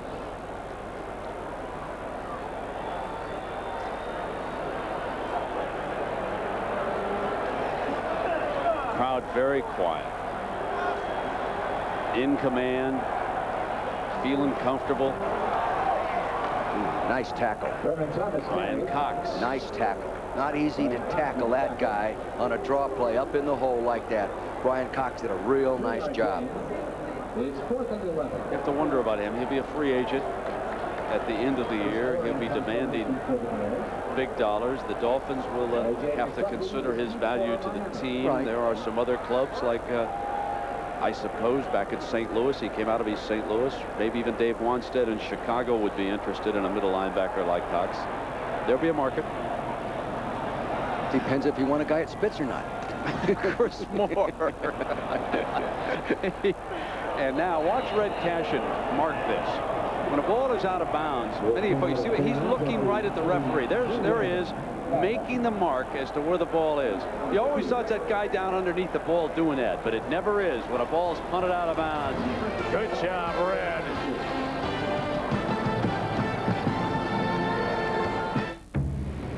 We were called an experiment. But what someone figured out is that there's something more important than machines if you want to make a good car. It's about people and giving them ownership in the product they're building. And if you have 8,000 people making the right decisions individually with the company and the car in mind, then you have 8,000 people that own that car. And every car that goes out, that's the way I feel.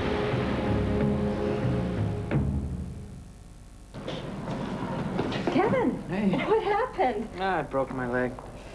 Does it hurt? Feels a lot better now. Doctor must have given you something strong. Yeah, Tylenol. Extra strength. Tylenol? For a broken bone? Yeah, it's working great. Doc says it's all I need. More than aspirin, more than ibuprofen. For the pain of broken bones, doctors recommend Tylenol the most. By the way, how'd you break it? Laundry. Don't ask. Tina, it's me. I'm temping. Some office, just one guy. I think he's just starting. Is the phone for me? No. Ward and Associates? Jim Ward. I can do that if you want. I got him right here. No problem. Oh, hi. It's your mother. Ma, can I call you later? Your stuff is printing. I could have that ready as well. Tonight. I could put my whole team on it if you like. Absolutely. Barry Sanders and the Lions roar into Philadelphia to take it to the limit with the Eagles. It's the NFC wildcard playoff next on ABC Sports. A look at the first half possessions as the Dolphins come up empty, trailing 24-0 at the half, and that's where they stand right now. They attempted a long field goal in the closing minutes of the first half just in an effort to get something on the board. Now they will bring it out. 1st and 10, but already the clock down to 9.5 minutes here in the third quarter. Byers busts free and runs well for about 10 yards with Matt Darby making the stop. So a reminder of what's ahead of you here on ABC. The Nokia Sugar Bowl tomorrow night at 7 Eastern, Virginia Tech and Texas. Then Dick, you and I will be down in Orlando for the CompUSA Florida Citrus Bowl, Ohio State and Tennessee. Dick, that should be one of the better bowl matchups. And I don't say that just because you and I are heading there. Well, I think it will be. We know Ohio State so well. We've seen them so many times this year. And watching Tennessee in preparation to do the broadcast the day after tomorrow, you can see that they're extremely talented, Brent. I always wanted to say this. And then the Rose Bowl. Keith Jackson in Pasadena. The Northwestern Wildcats against the Trojans of USC. What a wonderful job by those players, Darnell Autry and the rest of the Wildcats, and the coaching staff, the entire staff, Gary Barnett. But listen up, you got your hands full. The Trojans have been sitting at home. John Robinson's tough in the Rose Bowl. Don't be surprised. Quit trying to motivate him. Do the game, will you? Here comes Marino dropping down now. Here's Parmalee. Run out at the 49-yard line. You got me. You've had that Northwestern hat on. I see at breakfast you have the hat on. At lunch you have the hat on. Cold beer at midnight you have your hat on. The only time in my life I've ever been able to wear that hat this time of year. And then I get here, and who's wearing the same hat? Your buddy from Northwestern. Old Steve Tasker. Getting warm. It's getting a little chilly over there on that Dolphins sideline. When you're losing like this, the second half, Marino attempting to rally the troops, fires high and incomplete. They're playing a 3-deep zone, and you should throw those deep slants and slant patterns against the 3-deep zone that time. It's a strong side zone coverage. Marino saw it. He just got the ball a little bit too high, but that's what he wants to do with it. 2nd and 10. Has Fryer caught a football yet? He has been blanked, Coach. Wade's defense has blanked Either Mr. blanked Fryer. him or they just haven't thrown it to him. I don't remember. Well, I really thought his agent was brain dead this week anyway, saying that my client doesn't get thrown enough balls when they lose. Now they can say it again, right? I mean, they're trying to find him. There he goes, deep, and he can't hang on. Good coverage by Thomas Smith over there. One-on-one all the way. And that was a man coverage. I was surprised they'd be in man coverage on that second down situation when you're leading 24-0, Brent. But he had him one-on-one. Guess the agent will ignore that, right? No, he won't. No, he won't. He'll be upset with you. You like to upset people. Right. That's part of your listen, routine. you're going into the playoffs. The guy's a free agent anyway, right? He should have caught the ball. It's ridiculous. We like to stir the pot. It's third down. Oh, Bruce, you're a little quick that time, partner. You're good, but not that good. You know, I asked him about playing in the defensive line with Bryce Pop being there, and he said they actually moved him around less this year with Pop being here. Offside, unabated to the quarterback, number 78 on the defense. 5 yards, still third down. Here's the two guys. Bryce Pop on your right, 17.5 sacks this year, 10 more than he got at Green Bay last year. On the other guy, the leading sacker in the history of playoff football in the National Football League. Two pretty good players.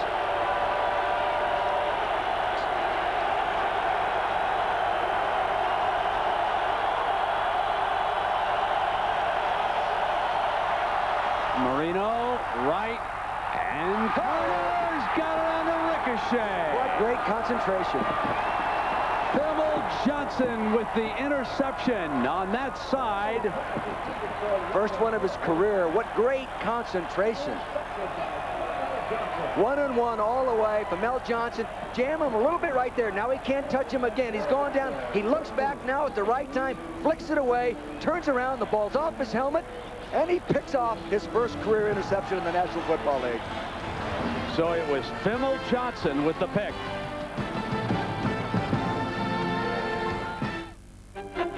Welcome to the greatest air connections of the past 25 years, brought to you by Southwest Airlines, celebrating its 25th anniversary. Southwest Airlines, the low-fare airline. In an AFC wildcard matchup last season, Dan Marino outdueled Joe Montana's Chiefs as Dan the Man threw for 2 scores. It marked the 11th consecutive playoff game in which Marino threw for a touchdown pass, an NFL record. Marino throwing the fade to Fryer. He's got it. Touchdown. Right now, Southwest Airlines has Gotta Go fares starting at just $19 one way on Tuesdays, Wednesdays, and Saturdays. It's such a good deal, people everywhere see it as the perfect opportunity to get away. But if you want Gotta Go fares to be your big break, you'd better hurry. Gotta Go fares from $19, only on Southwest, the low-fare airline. Hi, Julie. We've been expecting you. Todd, to reception, please. You have a guest. Julie. Hi, Todd. Are you excited? What do you say we go look at your car? I'd love it. Is that my car? This is Julie, and this is her first new car.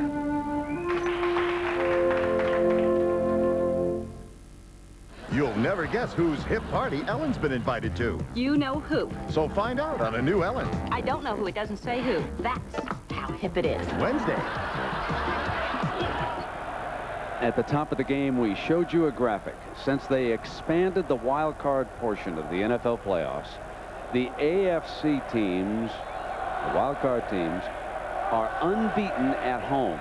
And that trend is continuing here with Kelly trying to get a little quiet down in this end of the field.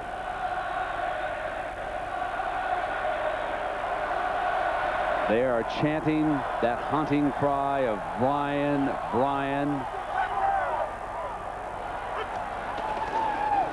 This is Holmes, who had checked into the backfield. Terrell Buckley, who started on that corner, made the stop. That's a real good call by Tom Olivadotti. He brought the safety, who's rotated up on the slot, and blitzed him off the safety. That's really tough to audible against. It's tough to see coming, and it's a real good defensive changeup. Now here they are, trying to do what they've never accomplished the month of December or January, and Kelly got him. Bingo! Brooks running free. Buckley brings him down at the 35-yard line, and there is a penalty flag back at the 20, and Buckley is insisting that this is against the offense, and they are coming back, it looks like. Well, they separated quick there at one time, Brent. They were really tight, then separated quickly. But awfully good pass protection that time. They ran the dogs from the outside. Called against Buffalo. Marv doesn't like that one.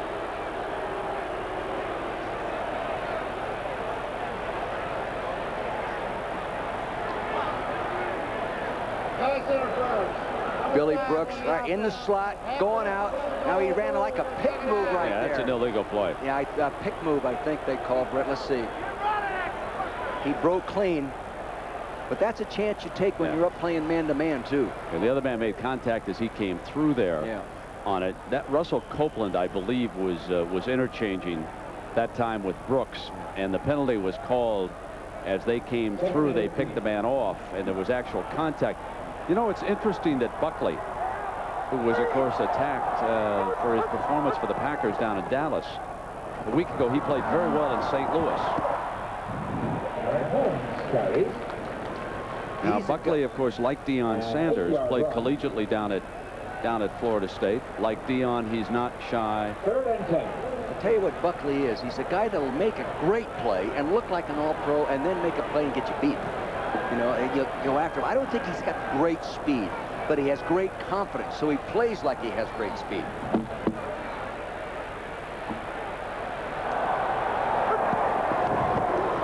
Now Kelly.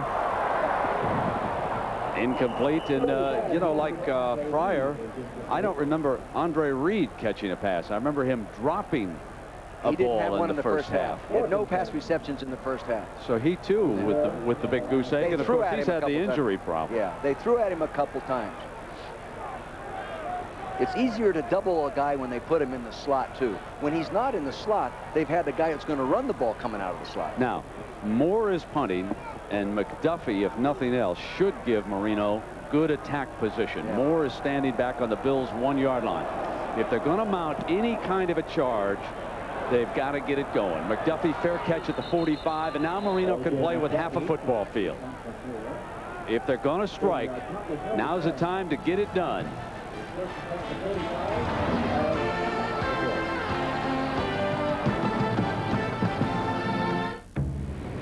We were called an experiment. But what someone figured out is that there's something more important than machines if you want to make a good car. It's about people and giving them ownership in the product they're building.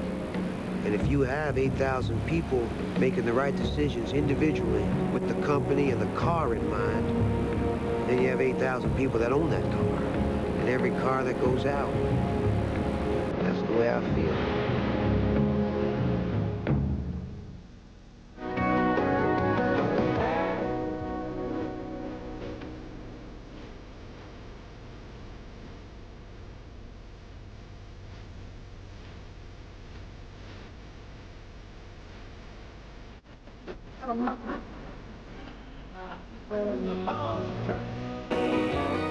Don't get carried away, darling. It's just a song. The music of George Strait, brought to you by Bud Light. I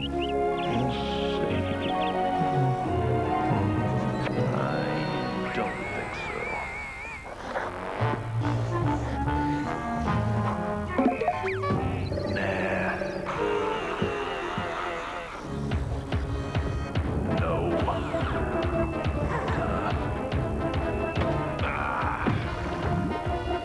Still going. Long-lasting Energizer batteries keep going and go. Back at Rich Stadium, should old acquaintance be forgot? Well, this sign here kind of says it all. Miami, less sitting, more hitting. You know, he told me, Brian Cox, that he has a tattoo on his left arm that describes him. It says, Dr. Jekyll, Mr. Hyde. He admits he's kind of socially schizophrenic. Probably the team would like a little more anger today. Brent? Leslie, thank you. Now with Dan Marino standing back in the shotgun. 6:46 to go in the third, and the Dolphins behind 24-0. And Fryer working the near sideline at the 36-yard line. Right now, Buffalo, with this lead, you would think they'd play zone. That time they were in a man coverage, had the strong safety playing man-to-man on Big Eric Green. So they rushed 5 and covered with 6. So they're still trying to get that pressure with either a 4-man or a 5-man rush. They flex Big Eric off the line. Now they show 2 deep, Red. No, they're doubling weak side. Marino looks left side. McDuffie reaching back, incomplete. And McDuffie saying that he had it. You know, Marino read that perfectly. They showed him a 2-deep coverage, then they rolled the coverage weak and doubled Fryer, and he read it and went right back to the strong side. Nothing like being a great quarterback and reading coverages like that, because they did a good job of disguising it, but they didn't fool Dan Marino. You know, he's got such strength in his arm. He can throw the ball into double coverage between people and throw the completed pass and get away with it. 3rd down and 1 for Marino and the Dolphins. High snap, Buffalo. Bryce Pop, the NFL's Defensive Player of the Year. Why would you be in a shotgun on 3rd and 1? That startles me a little bit. You're the coach, you tell me. I know. I'd probably have done it myself, but right there, I'll tell you, I wouldn't have done it. Look at that. Intercept the center snap. Nice going, Bryce. We'll be right back.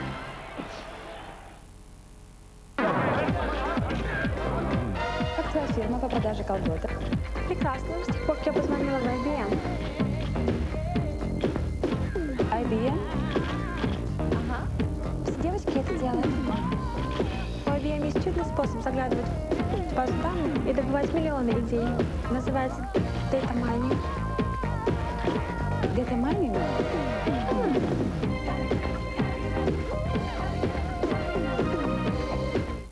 Now, to each man who shaves, there's an edge all his own.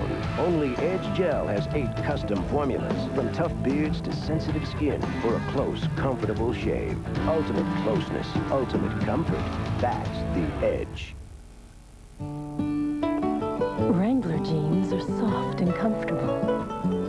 And they get more soft and comfortable every time you wash them. Wrangler, real, comfortable jeans. Pine Lake. 3 friends. 3 pair of Wrangler jeans. Everybody's comfortable. Even the fish.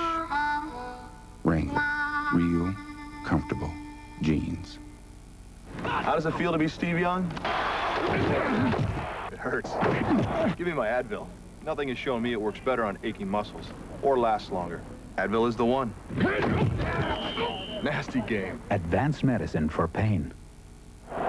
Jerry Stevens, the offensive coordinator. He interviewed for the job up at Philadelphia. He also has been an applicant for several college jobs, and again, he would like to move on and become a head coaching job. Now, let's go back to that 3rd and 1, Dick. There are a lot of fans who don't understand what you're talking about why the shotgun. First off, Miami is a real good 3rd and short running team and goal to go running team. You know, and to get in a shotgun and must have had something in game plan that they thought they could do, obviously, or they wouldn't have called it. But you leave yourself wide open for criticism when you make that kind of formation call on 3rd and 1. Especially when you just move, get the first down. Give it to Parmalee and get the 1 yard and keep going, huh? Well, you know, Parmalee is the #2 short yardage runner in football, or in the AFC. 12 of 14 times is successful. But game plan dictates many things. They're going to get that pick call again? Well, Brooks put it down, and it's they tried the same thing down at the 45-yard line. 3rd and 4. Miami defense has done a pretty good job in sudden change defensive situations. They've been confronted with that 32 times this year and only gave up 12 touchdowns. So here they are at the top of the screen. You'll see they look like they're going to try to rub people off right there, but he slips underneath them. See, that time he wasn't up in tight bump and run. Yeah, there wasn't. Oh, they were trying to do her. They didn't get the contact that they wanted to rub him off that time. And Kelly fires complete to Thurman. And Thomas to the 43-yard line. First down, Buffalo. See, they're trying to change up that time. They brought Cox as an outside rusher on the other side. They were man-to-man in there, and then they got the ball to the right guy. Kelly is so in command of what's going on. You just can't fool him. See, he knows where he's going with the football. See, Thomas pushes inside, then breaks to the outside. That gives him that cushion to the outside. You see the defender chasing him like that. Good job.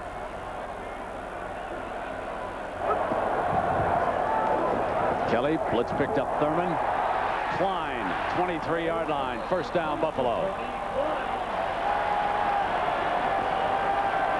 They took a chance, brought the coverage man off the slot and blitzed him, and Thurman did a real nice job of picking up. He's caught the ball, he's run the ball, and now he pass protects for Kelly from the right side of your screen. Here comes the blitz. Pow! Number 30. Good technique. Sinks the butt. Uses his hands properly. Uses his shoulder pads. Good coaching there by Elijah Pitts. Counter. Thomas. Sealed up. Cox coming through. Tonight on ABC, New Year's weekend starts with the Jeff Foxworthy Show, and maybe this time, then no holiday is complete without an Ernest movie. So the network premiere of Ernest rides again tonight right here on ABC. That mouth is almost big enough to be a sportscaster. So it's second down and 12 for Kelly.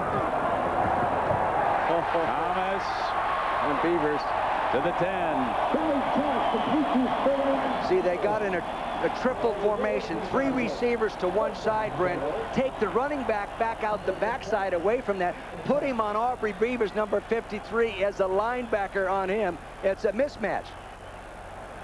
To the left side of your screen, you'll see him check out, crossover. Here he comes right in the middle. They throw him the ball, 1-on-1 against the linebacker. Everybody to the right of the screen is pushed out of there in man coverage with 3 receivers going down and cleaning out that area.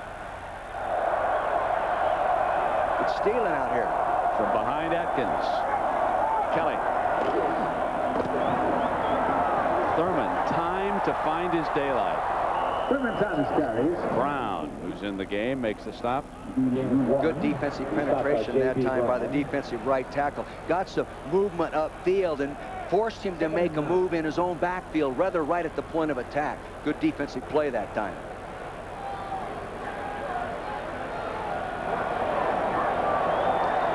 In danger of being embarrassed. Now Kelly.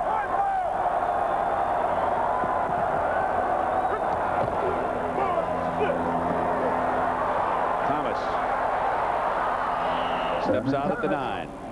Good defense here, though. They strung it out properly that time, Brad. And Michael Stewart, the strong safety, came up there, and they had the backside guard and tackle out in front of that. They kept it moving to the sideline, and Stewart did just as he's coached to do by the defensive secondary coach Mel Phillips, to fill that inside out and get your pads on him. It was well done. Holmes enters the game, number 44. He scored a touchdown in the first half with a powerful run to the right side.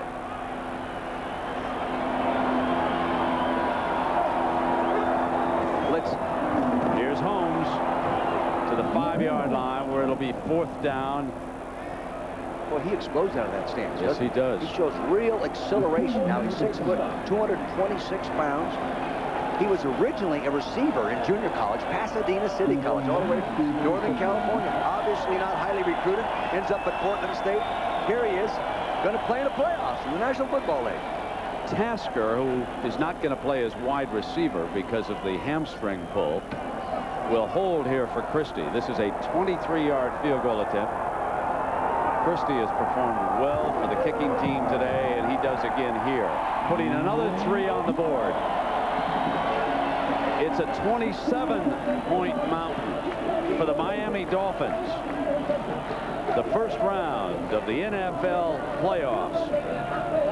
This team unbeaten in this arena come playoff time.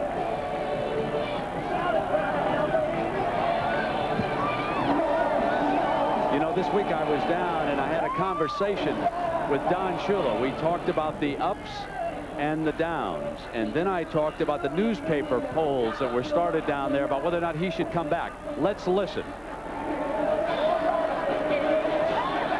Were you surprised that the community here turned on you publicly the way they did, and you became the focal point of the key story? Now, wait a minute. Now, you're saying the community.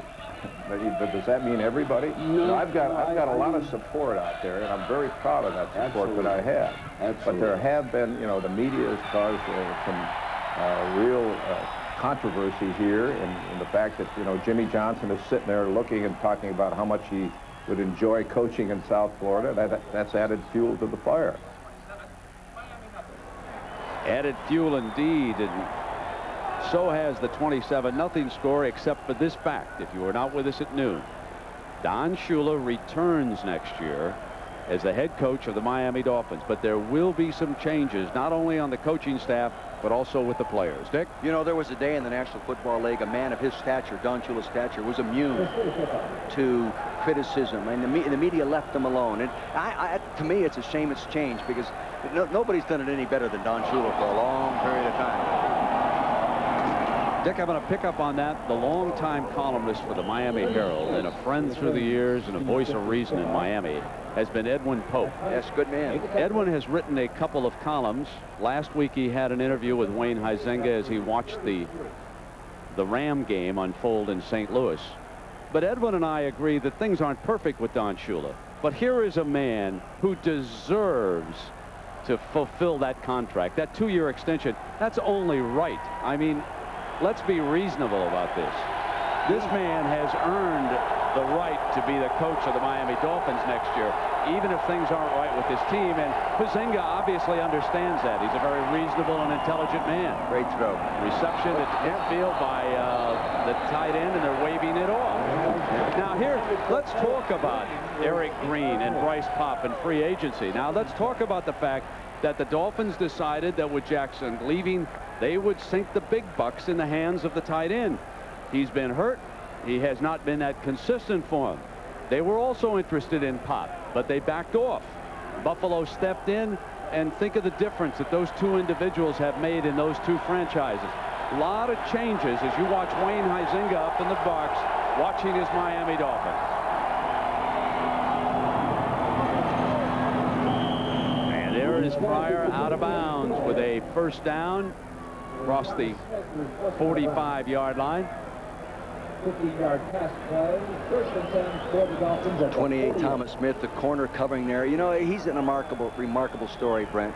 He was not recruited out of high school. He walked on in college at North Carolina, became a first-round draft choice his senior year. Here he is starting in a playoff game. That's an inspirational story for high school kids that want to be something, want to make something of their lives. Yeah, you bet. Well, the final half minute here in the third quarter, Coach, and Byers has to reach behind him. Boy, they just do not have it. There's something missing, and it looks more mental than it does physical. It really does. Maybe it's an attitude. There's Gary Stevens talking with Coach Shula. You can't catch it for him, Gary Stevens. I learned that myself a long time ago.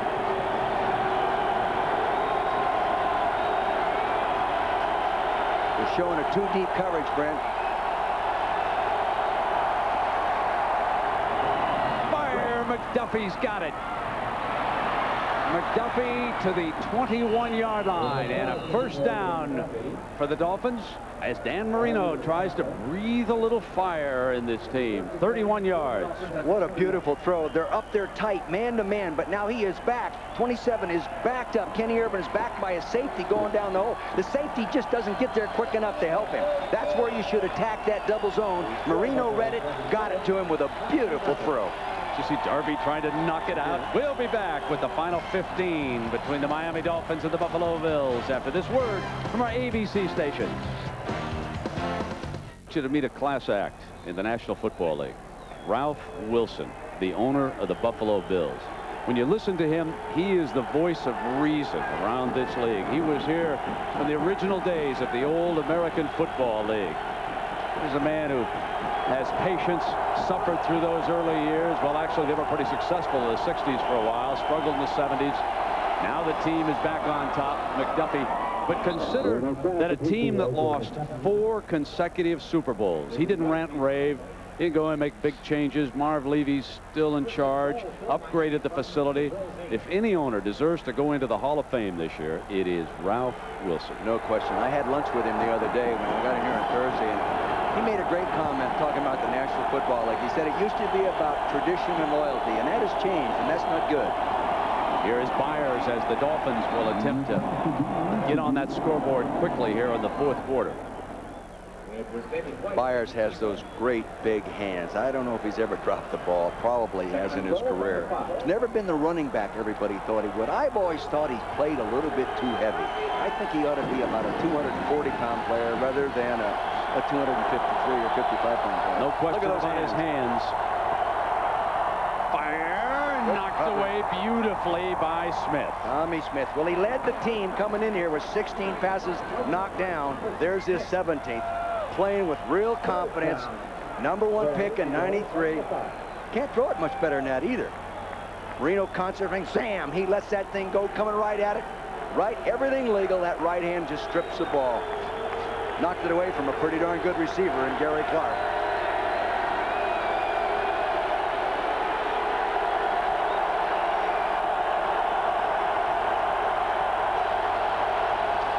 Third down.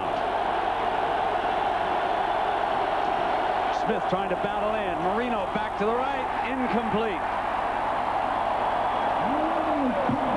He's a rookie, Kenny Irvin, #27, 4th-round draft choice out of Memphis. You've got to give this personnel department a lot of credit. They have some good young football players making plays in this playoff game. That ball's thrown real well, but excellent coverage. Excellent coverage. 4th down. Listen to the crowd in this end of the field.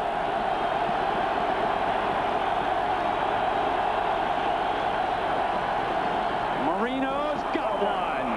McDuffie.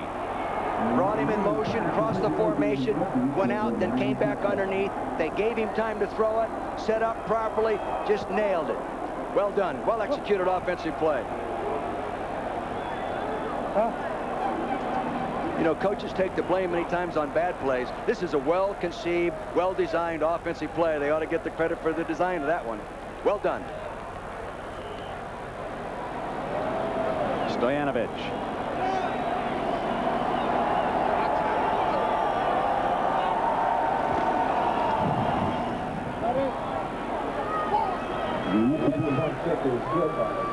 So now 13:53 to go, but the heat is on the Miami defense.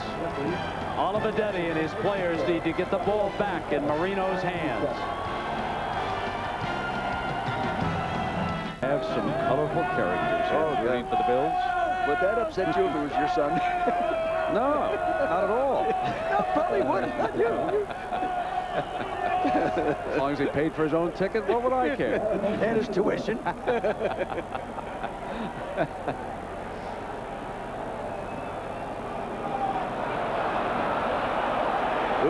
of bounds, and what a mistake. What a mistake to make at that time when you're trying to battle back. Bring that ball up to the 40-yard line. Oh, brother. Oh. Taking a look at the stats, total domination. At halftime, Miami had 15 minutes time of possession. Look at this right here.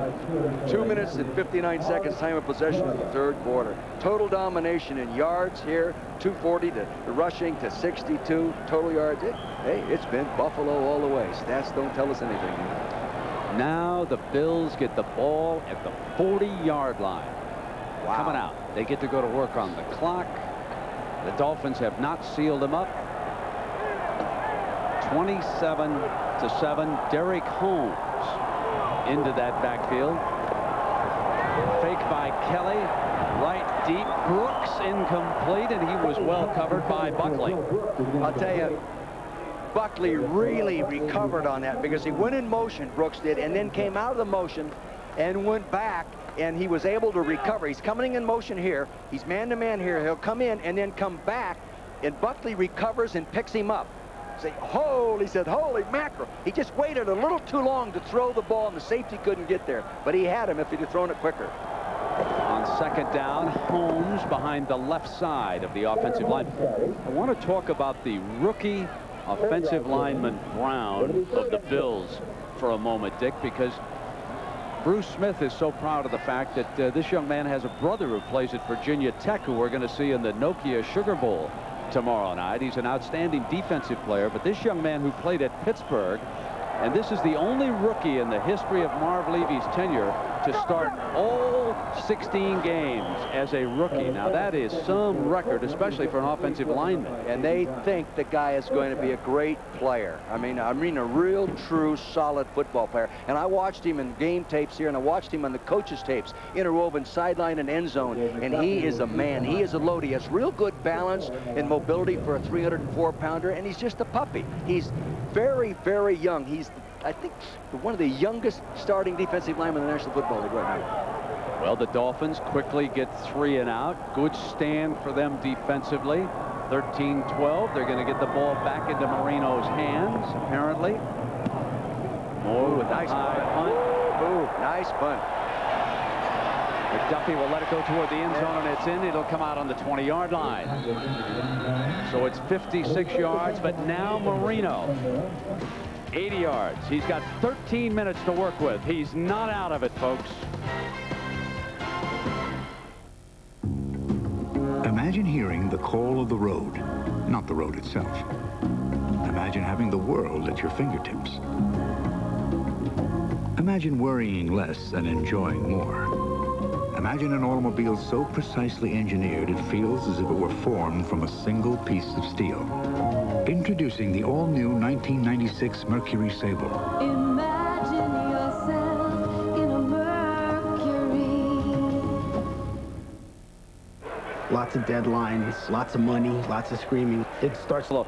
You know, Dick, in some ways, that was the most impressive defensive stand of the game. In less than a minute, the Dolphins get the ball back into Marino's hands. Right, and, you know, it's starting at the 40-yard line. You'd think Buffalo would be all fired up to go ahead and just move it, at least for the field goal. But they, like you said, the defense stepped up and got it done.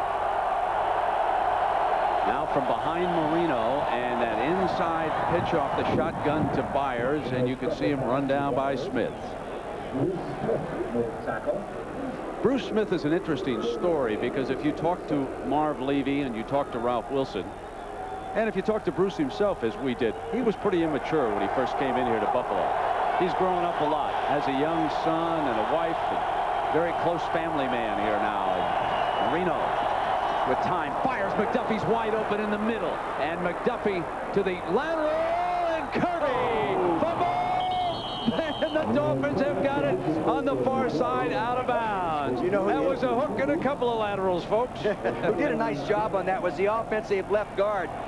Keith Sims came out and picked up right here, came out and got a real good pickup block that he needed. Bang! Good job. That's a good job by Keith Sims. That allowed Marino the time to get that ball down in that zone. Did you see McDuffie pick him up? Then they tried to get it to Fryer's hands, and now it's a first down for the Dolphins. 12-11. The crowd rising and trying to get back in, trying to make it tough. And there's movement. In the neutral zone, I'm pretty sure, unless an offensive lineman moved. Yeah, I think he did. Yep. Andrew before the snap, false start, number 68 on the offense, 5 yards, still first down.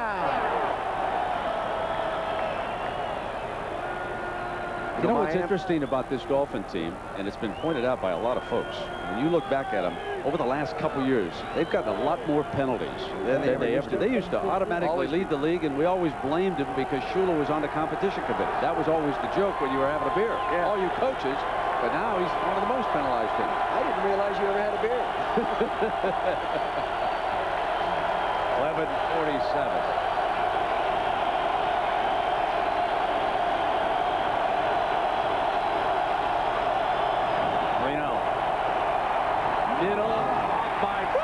He was running before he caught it.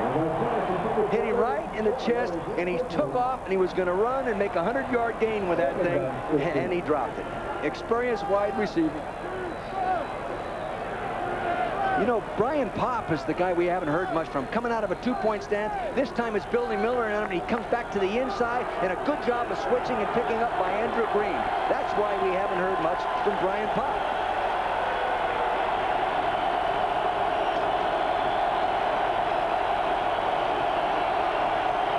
And now Marino check down. It off.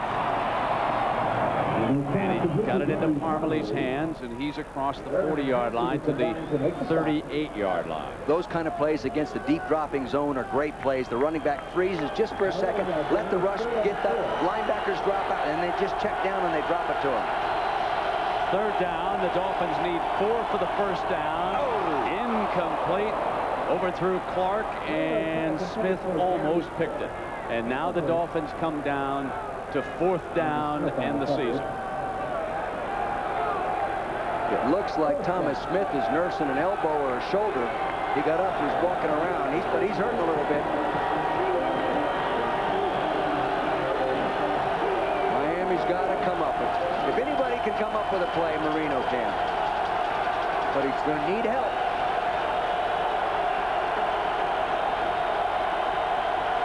They must reach the 35-yard line. Didn't get it. Had him in man coverage. Greg Evans. He went to the right guy. They brought the 5th rusher. 6 guys playing man-to-man. He read it. He was locked on to the receiver. Evans comes up and makes a nice square tackle. Dick, a question for coaches, and I'll come back and ask you about that play. But it always kind of puzzles me in watching that play. We'll be right back. It's 27-7. People have focused on the problems of the defense in Miami. But in watching this game, you got to wonder about execution on offense, picking up blitzes, blitz control, people sliding at the line of scrimmage, receivers busting it off, different things like that, and Thurman Thomas running wild. Well, let's go back to that offensive situation over there as to what happened. I mean, blitzers have been able to come free against Marino. Well, it looked like Marino was upset that he had to dump the ball off quickly there because nobody picked up the inside rush guy, and he seemed to be upset. It's hard to read what was on his mind this distance, you know, and see what he was saying, but I kind of believe that was what it was. Take a look at that last play. Here we are right now. They got 4 down linemen and a rusher right here. See, here comes the rusher. Freeze it right there. Freeze it. See, here's the rusher that no one picked up. Yeah, we'll come back to that in a moment right after we watch this snap. I'll tell you who's doing a nice job out of the I formation you don't see often is Tinsdale there, a little 33, the fullback. Now, you're saying that Marino is concerned about what's happening in the offensive line up front, that's his primary problem, or that the receivers aren't busting it off when they read it? No, you don't know what's coached on that play, but no one picked up the linebacker. Now, either the line didn't slide to pick him up, or a running back didn't pick him up, or he's a hot receiver read, and you dump it off if he does come. It could be any one of those 3 things, Brent, but you don't know unless you're in the huddle. But Marino knew, but somebody else didn't know.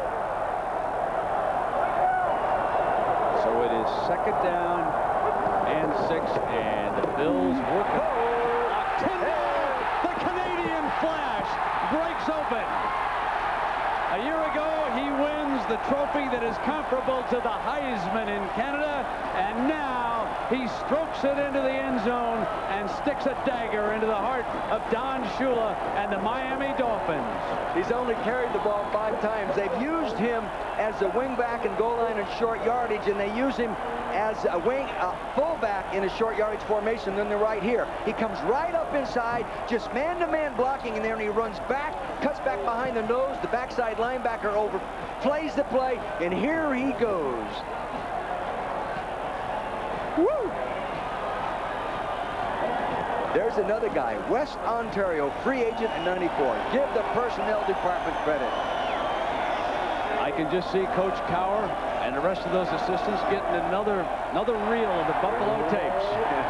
Pittsburgh, here comes the Bills, and they are peaking at the right time. That's going to be a whale of a football game. I'll tell you one thing, Cower will have those guys ready to play mentally. I guarantee you that. This AFC wildcard game from Buffalo, brought to you by Lincoln Mercury and the complete line of 1996 Mercury automobiles. Pepsid AC Acid Controller. You can be heartburn-free with new Pepsid AC. And Digital Equipment Corporation. Digital, whatever it takes. Tom Brasnahan, who's the offensive coordinator for Buffalo and the offensive line coach, has really done a good job. And coming in here and looking at the game tapes and studying and watching for fun, watching guys play. Very seldom do you see an offensive line execute as well as they do, Brent, fundamentally.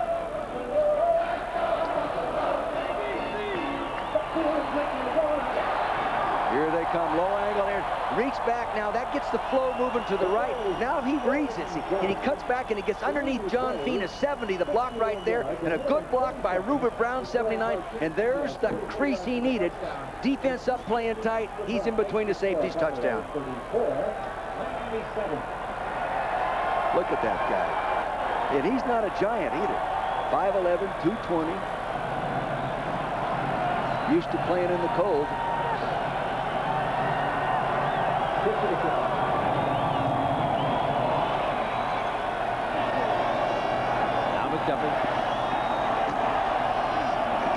McDuffie to the 31-yard line. Dick, the numbers are overwhelming because we came into this game knowing that whoever ran for the most yardage was going to win the game. And here's Tyndale, who comes right back down after that touchdown on special teams, and watch the Canadian get downfield. Well, Bruce DeHaven, the special teams coach, told me he has great special team attitude. He will make tackles. He will make blocks on return teams. Doesn't matter. He just wants the opportunity to play.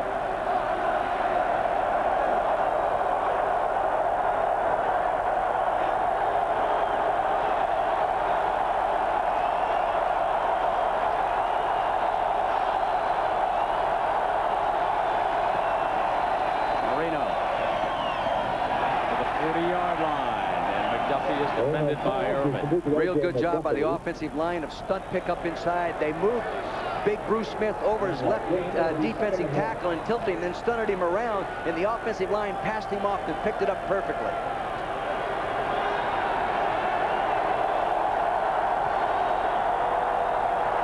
Smith run off. Marino has to throw it away. Basically, he had an underneath receiver. It was McDuffie. Real good job by Phil Henson that time, and Bruce Smith had pressure too, but Phil Henson was the main guy. He whipped Sims.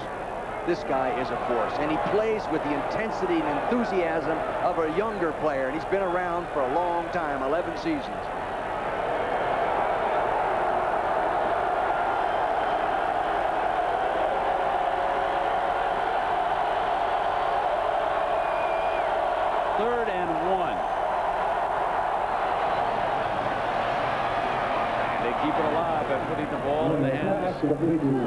Number 89, Randall Hill. And he's their speed guy. Randall, Thrill the Hill guy.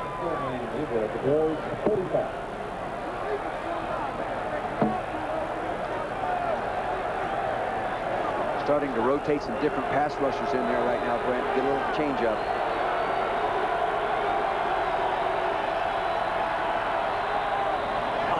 Incomplete.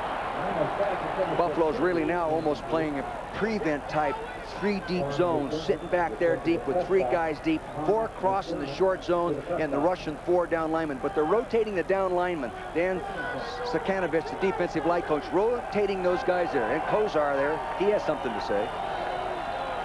He's thrown a few touchdowns in his day too, hasn't he? And as most of you know, he of course is connected with Dan Marino, so he calls the plays in with that headset. He's been known to change a play or two along the way, but he won't take credit for this debacle. Marino, it's embarrassing. It is not their day. It is not their day. I don't know how many they've dropped, but they've dropped a number of them. And they got the kind of coverage they want. Loose zone, you know, boom, just dink it, run up underneath that coverage, make the first downs. Can't make the first down without the ball in your hand. Marv likes it. He likes it. Don doesn't like it. And neither does Gary Stevens. Now on 3rd and 10. Still playing zone. No, diving attempt, but incomplete. And that was the free safety, Matt Darby. Yeah, under pressure. Pretty much sums it up, huh? Yeah, it's an old Harvard expression. Yeah. I'll tell you, when you know how good and how respected a quarterback is when you talk to his retired teammates. Like we ran into Bob Baumhauer down in Alabama that day, Tuscaloosa. What did he say about Marino? The best ever, he said. Best ever.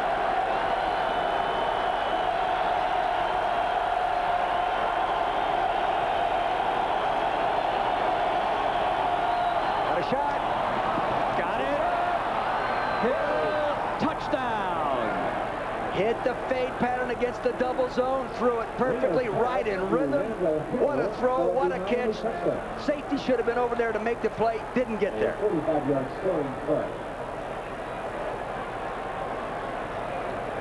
He's going to go right down the sideline. They'll be rolled up on him tight. You see to the left top of your screen, Famel number 39 lets him go inside, and the safety's got to get there. He doesn't get there. Poor angle. Chris Green took a too flat an angle to get there. Touchdown.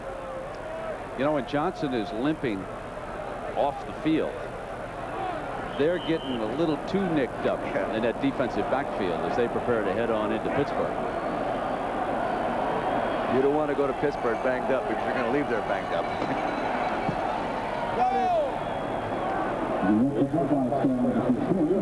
Well, here is Don Shula. Of course, back in the 70s, he coached the last unbeaten team to parade through the NFL. And you've seen it said that their last road victory in the playoffs was 72. Not exactly right. Somebody must have thought this was a neutral site. 74. And a Super Bowl victory in Houston, it was Larry Zonka and the Dolphins. Consider that great Dolphin era. They used to run the ball and pound it out by the great offensive line. Shula changed things behind Dan Marino. And this year, with a 2-year contract, he wanted to take one more shot at getting to a Super Bowl. And it has not been the kind of season that the organization expected when they spent better than $12 million on free agents and contract extensions. This was the kind of thing that they sought. Beautiful, beautiful throw. You just can't do it any better. 19 first-round draft choice on this roster right now that we're watching Miami Dolphins play. 19 first-round picks. There's some talent. Most any team in the National Football League. Tell you, the trouble is someone's always going to take the blame. Someone's always at fault when you don't quite reach expectations.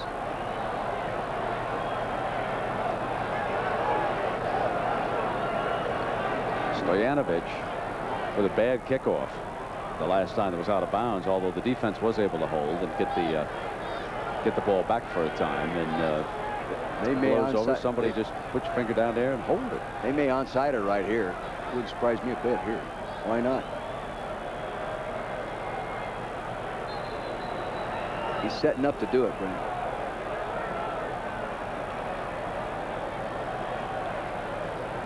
I believe he was looking up at that clock.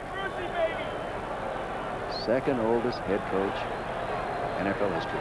You know, I saw and was on he wants the clock started. Of course he does. And then they finally get it started on him. Get that thing running. They've got that clock that rolls on the kickoffs now. And they finally started a little bit late. Here they're flopping the people over in front. Now they call timeout. David White walks.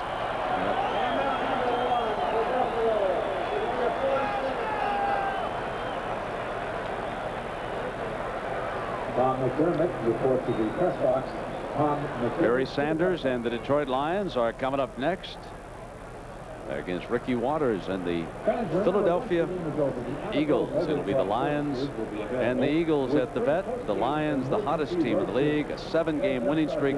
You know, we were talking about last time a team has won a playoff game on the road, and we said, well, 72 if we don't count a neutral site for the Dolphins, 74 if you consider their Super Bowl win. Folks, for the Detroit Lions, you got to go back to like 1957. I mean, I think Bobby Lane winging them for the Lions the last time that team ever won a game on the road in the playoffs.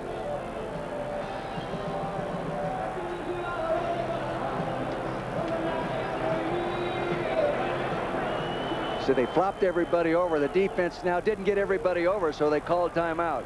Wanted to get adjusted. Now they changed what they're doing here. Oh, they kicked her away. And look who they put back as a return man. Takes it out of bounds. They had the good hands people all over the place. He goes out of bounds at the 32-yard line. For some reason, in the timeout, they changed their mind in regard to trying the onside kick. Dick, Buffalo has rushed for better than 300 yards against Shula's defense today. That's unbelievable. They have averaged 7.3 yards per carry. And they came in here giving up only 104 yards a ball game, ranked 6th in the AFC, 12th in the NFL. Look at that. That's a rushing record.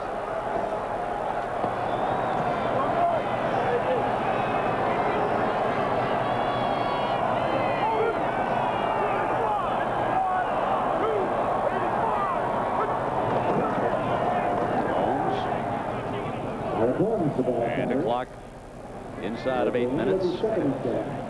Normally with Kelly at quarterback, you would never see him in a two-back attack. He just does not like it.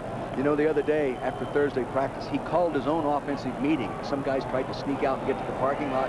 He went out and rounded them up and brought them back in, and he came into Jim Shopner's office later, and I was sitting in there. He was complaining about it, and Jim Shopner says, well, now you know what it is to be a coach. But he has his own meetings on Thursday and goes through the game plan with his players, and is very much a leader of this organization.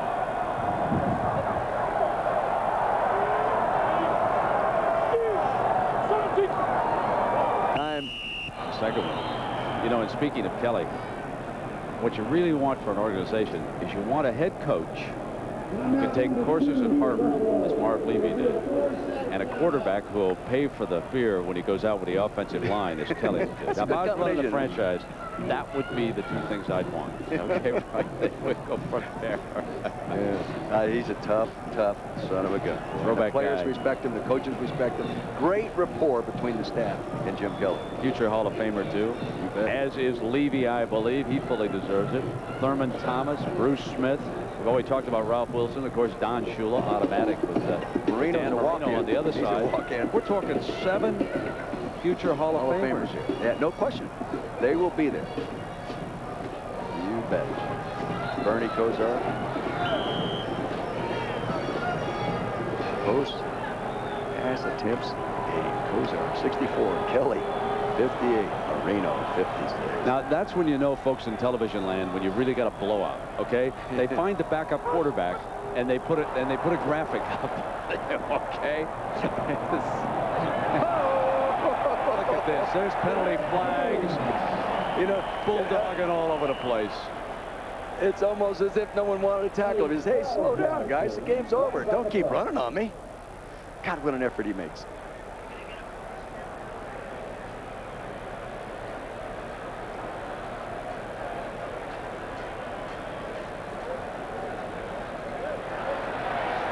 Boy, Kelly was applauding. Yeah. I would think that this one's going against the Dolphins. I thought the offense moved early, but I guess not. Well, both of them. Only going to take one of them.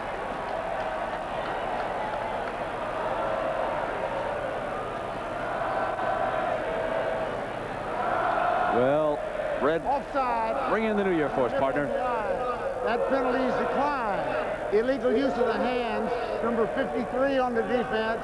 5 yards tacked onto the end of the play. First down. And a happy 96.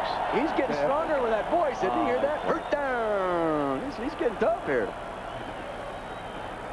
That's another indication you got a blowout when the best thing you got going is a referee saying first down. 34-14.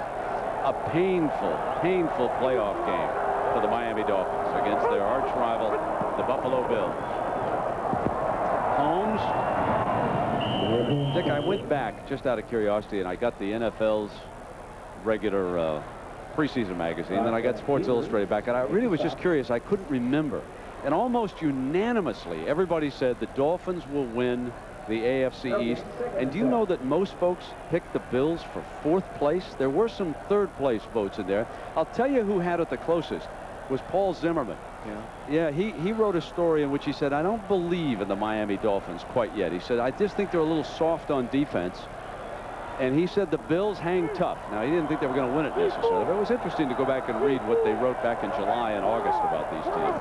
They also wrote off the Kansas City Chiefs. They sure did. They were written off. Here he comes again.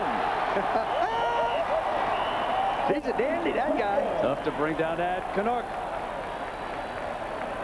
You bet. Another 20 yards for Tyndale, huh? Very, very good balance. Doesn't have much forward body tilt, so his weight is back. He sees a little crack. He's quick enough to accelerate and get through it. He's only averaging 32 yards a carry.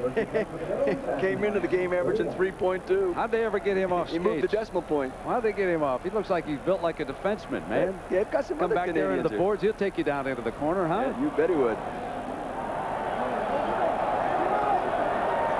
Most yards rushing in a They're game. closing in, but not enough time, I don't think, to hit the top of the chops.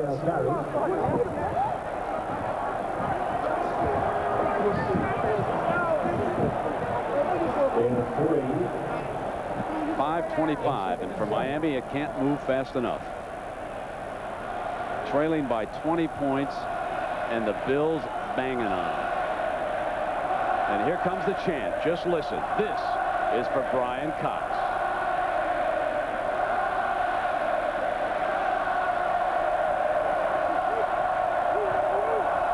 All right, Brian, take charge of this crowd. Here comes Holmes. And there's his buddy, the fullback. He's a good blocker. He did an excellent job blocking that time, Brent. He made good contact. He kept his feet working like that. Actually, I think that Holmes should have cut back up a little quicker, cut back inside, because the job was done by his fullback. Gosh, he's a spectacular little player, this guy.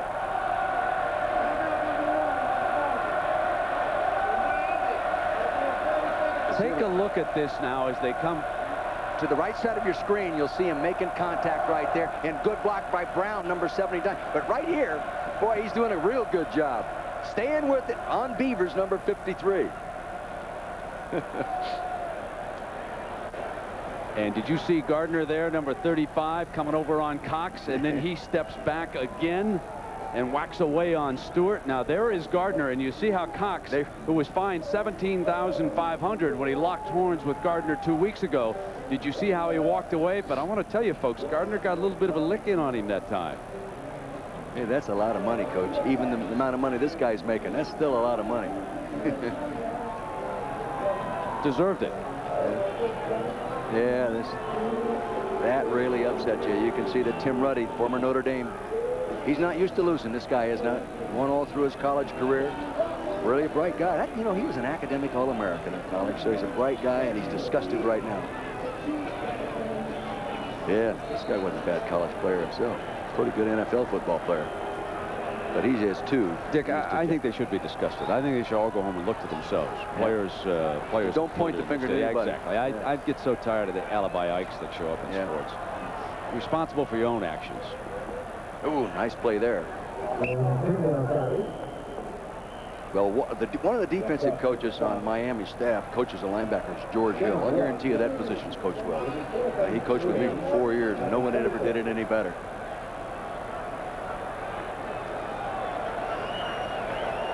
Something missing.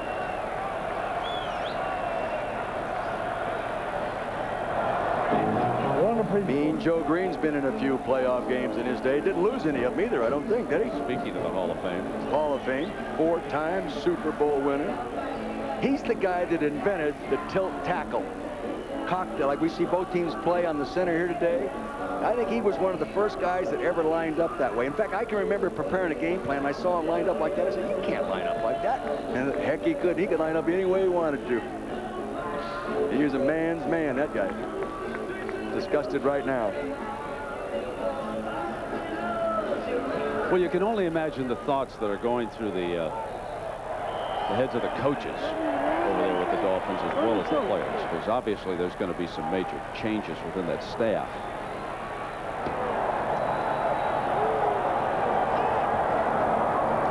go now.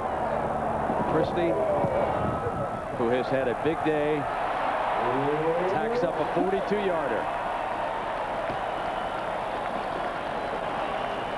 I visited with him the other day and asked him about kicking in the cold weather. He said, you know, there's no way you get used to it. You learn to tolerate it. He grew up in Canada. He said, I walked to school in cold, freezing weather, but none of it helps you. All you do is learn to tolerate it. That's it. I thought the key thing was finding a ball boy someplace to keep the footballs warm for you. That's probably right. Well, you grew up in the cold weather in Montana, too. See, do you get used to it? Never. Never, no. But you can learn to tolerate it. Yeah. Yep. You just get a credit card and you call LL Bean and you can tolerate it.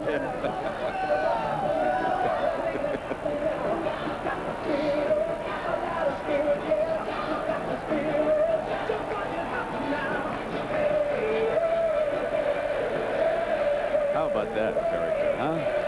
I thought that I'd gotten rid of Jack Arute for the weekend.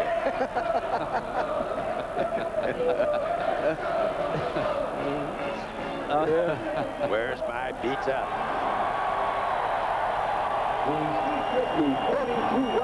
Nice going, guys. Listen, this team deserves a lot of credit from all of us. Now, they got their hands full in Pittsburgh next week. I always think that it's an enormous advantage coming into the playoffs when you get a week off.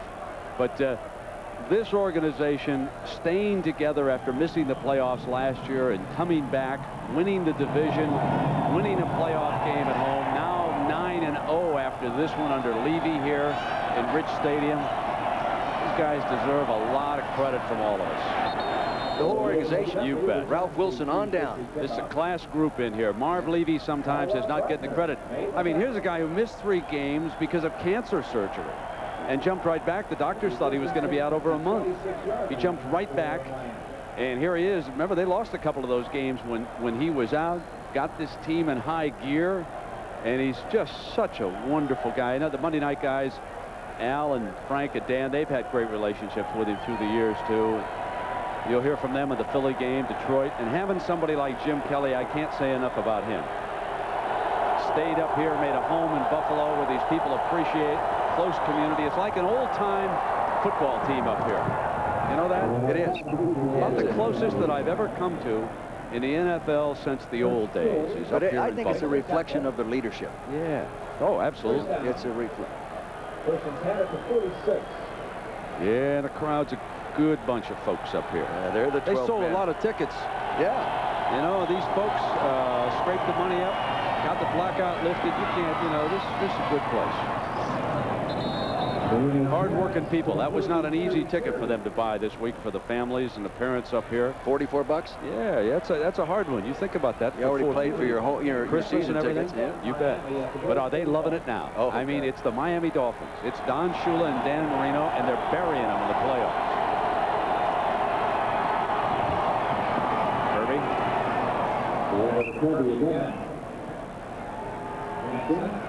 That's Hansen, who was a pass rusher as a defensive tackle. That shows you something. Rushes a passer, the ball is thrown, wheels around, and gets involved in the tackle.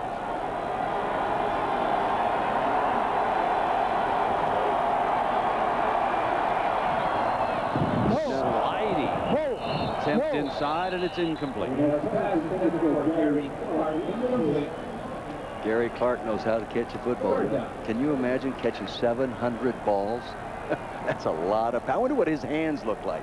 They've got to be all knurled, huh? I'm only chuckling because Roger Staubach had that gnarled finger, and he used to say to me, I keep it that way so I can have handicap parking. Now, hands in NFL. Oh, yeah. Somebody did a great picture essay on it. Oh, I know it. But Andre Reed showed us his hands the other day, and they were all gnarled up.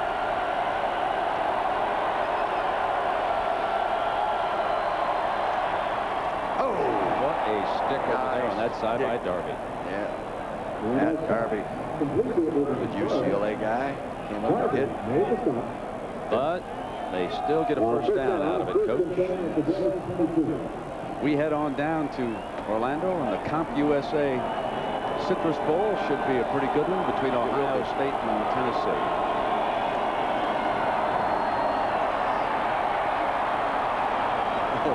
That time, Richmond Webb did a real good job. Bruce Smith went upfield, then tried to go underneath Webb, and Webb just took him and threw him to the ground. That was a real nice job by Richmond.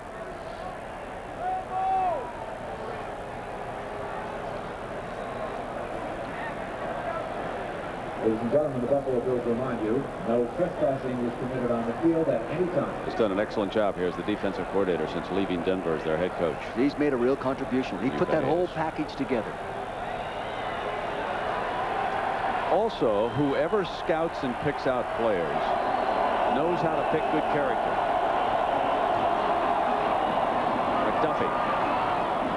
McDuffie still battling to the 8-yard line. Ian Marino. Picking good character is important. Eliminating bad character is more important, because you're never going to be 100% correct when you draft. You find out a lot of things about kids when you get them in your organization. Oh, they're going to call it. Yep. Greg Evans.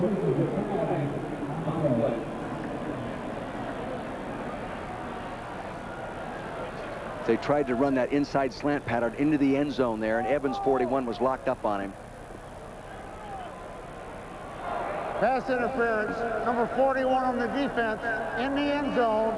The ball. Here they go right here. Now he's going to make a move right here, freeze it right here. You'll see him coming back to the inside right here. See, then he locks home, and he locks onto him right there. Right there. The official was right on top of that. Bruce Smith checks back into that defensive line, and he gets right down at the nose. Oh, inside there. And wow. Kirby for the touchdown.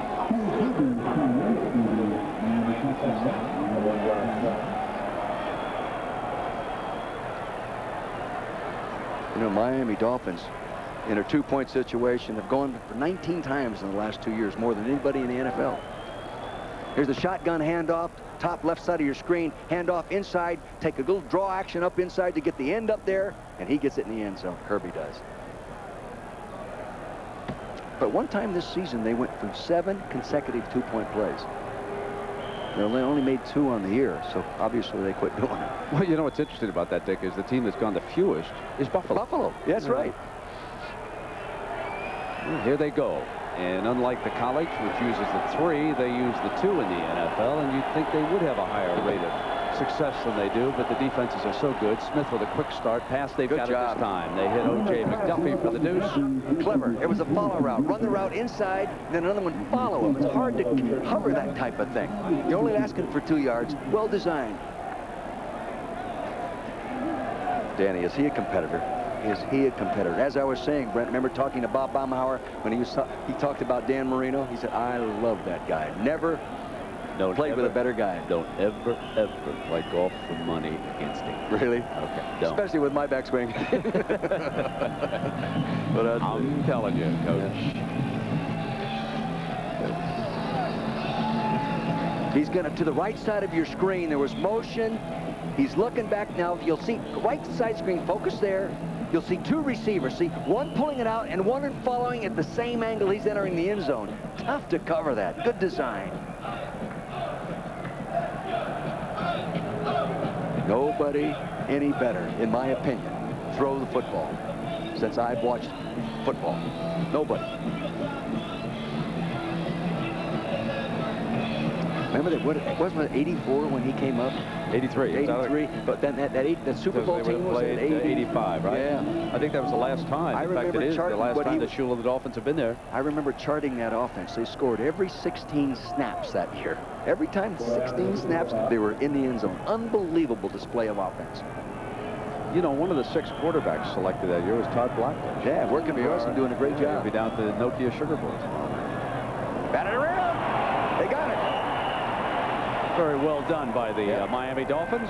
They've got it at midfield here with 2:04 to go. They aren't quitting, that's for darn sure. Michael Stewart picking it up that time. J.B. Brown was able to keep the ball in play.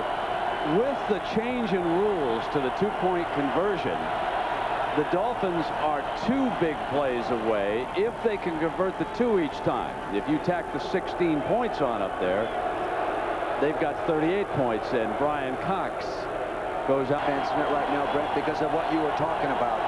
Play a little tight. They're showing it too deep. And the handoff, they're going to run on it with Kirby to the 42-yard line. Now we're going to come down to the 2-minute warning. Philadelphia. 2nd down and 3 for Marino.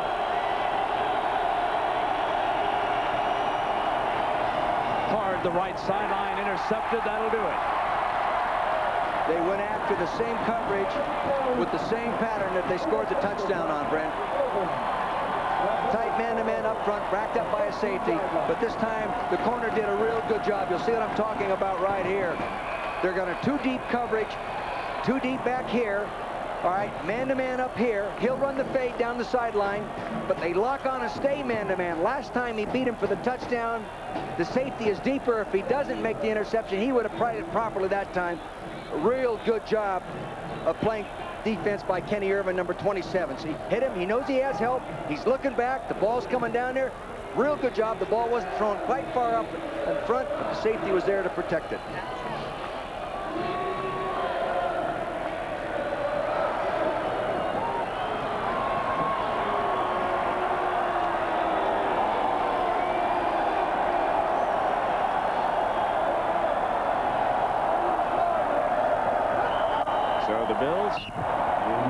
With the Dolphins' inability now to get the ball back.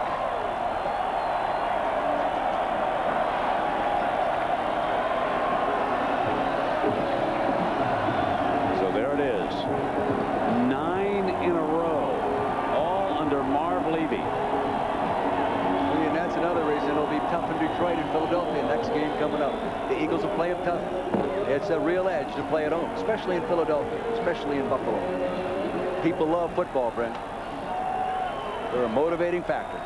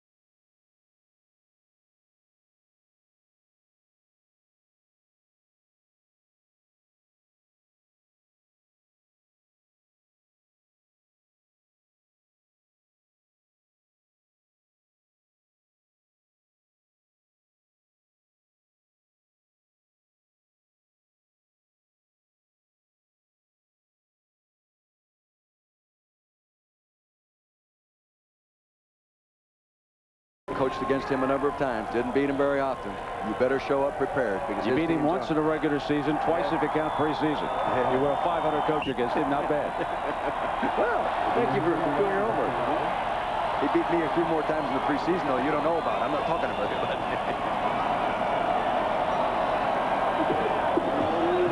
Marv Levy, 1960, head coach, University of California. First practice he ever held there. On spring practice field. I was a high school coach. I was there. I didn't go to every practice. One day I missed a practice. And he came over and saw me and he said, geez, you missed a practice the other day. Where were you? And I said, Coach, I went to a football clinic.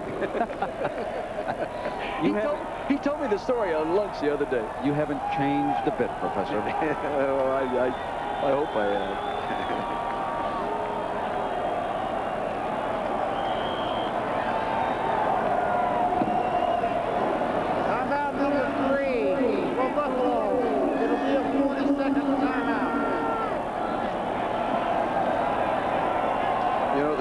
Standing up in the coach's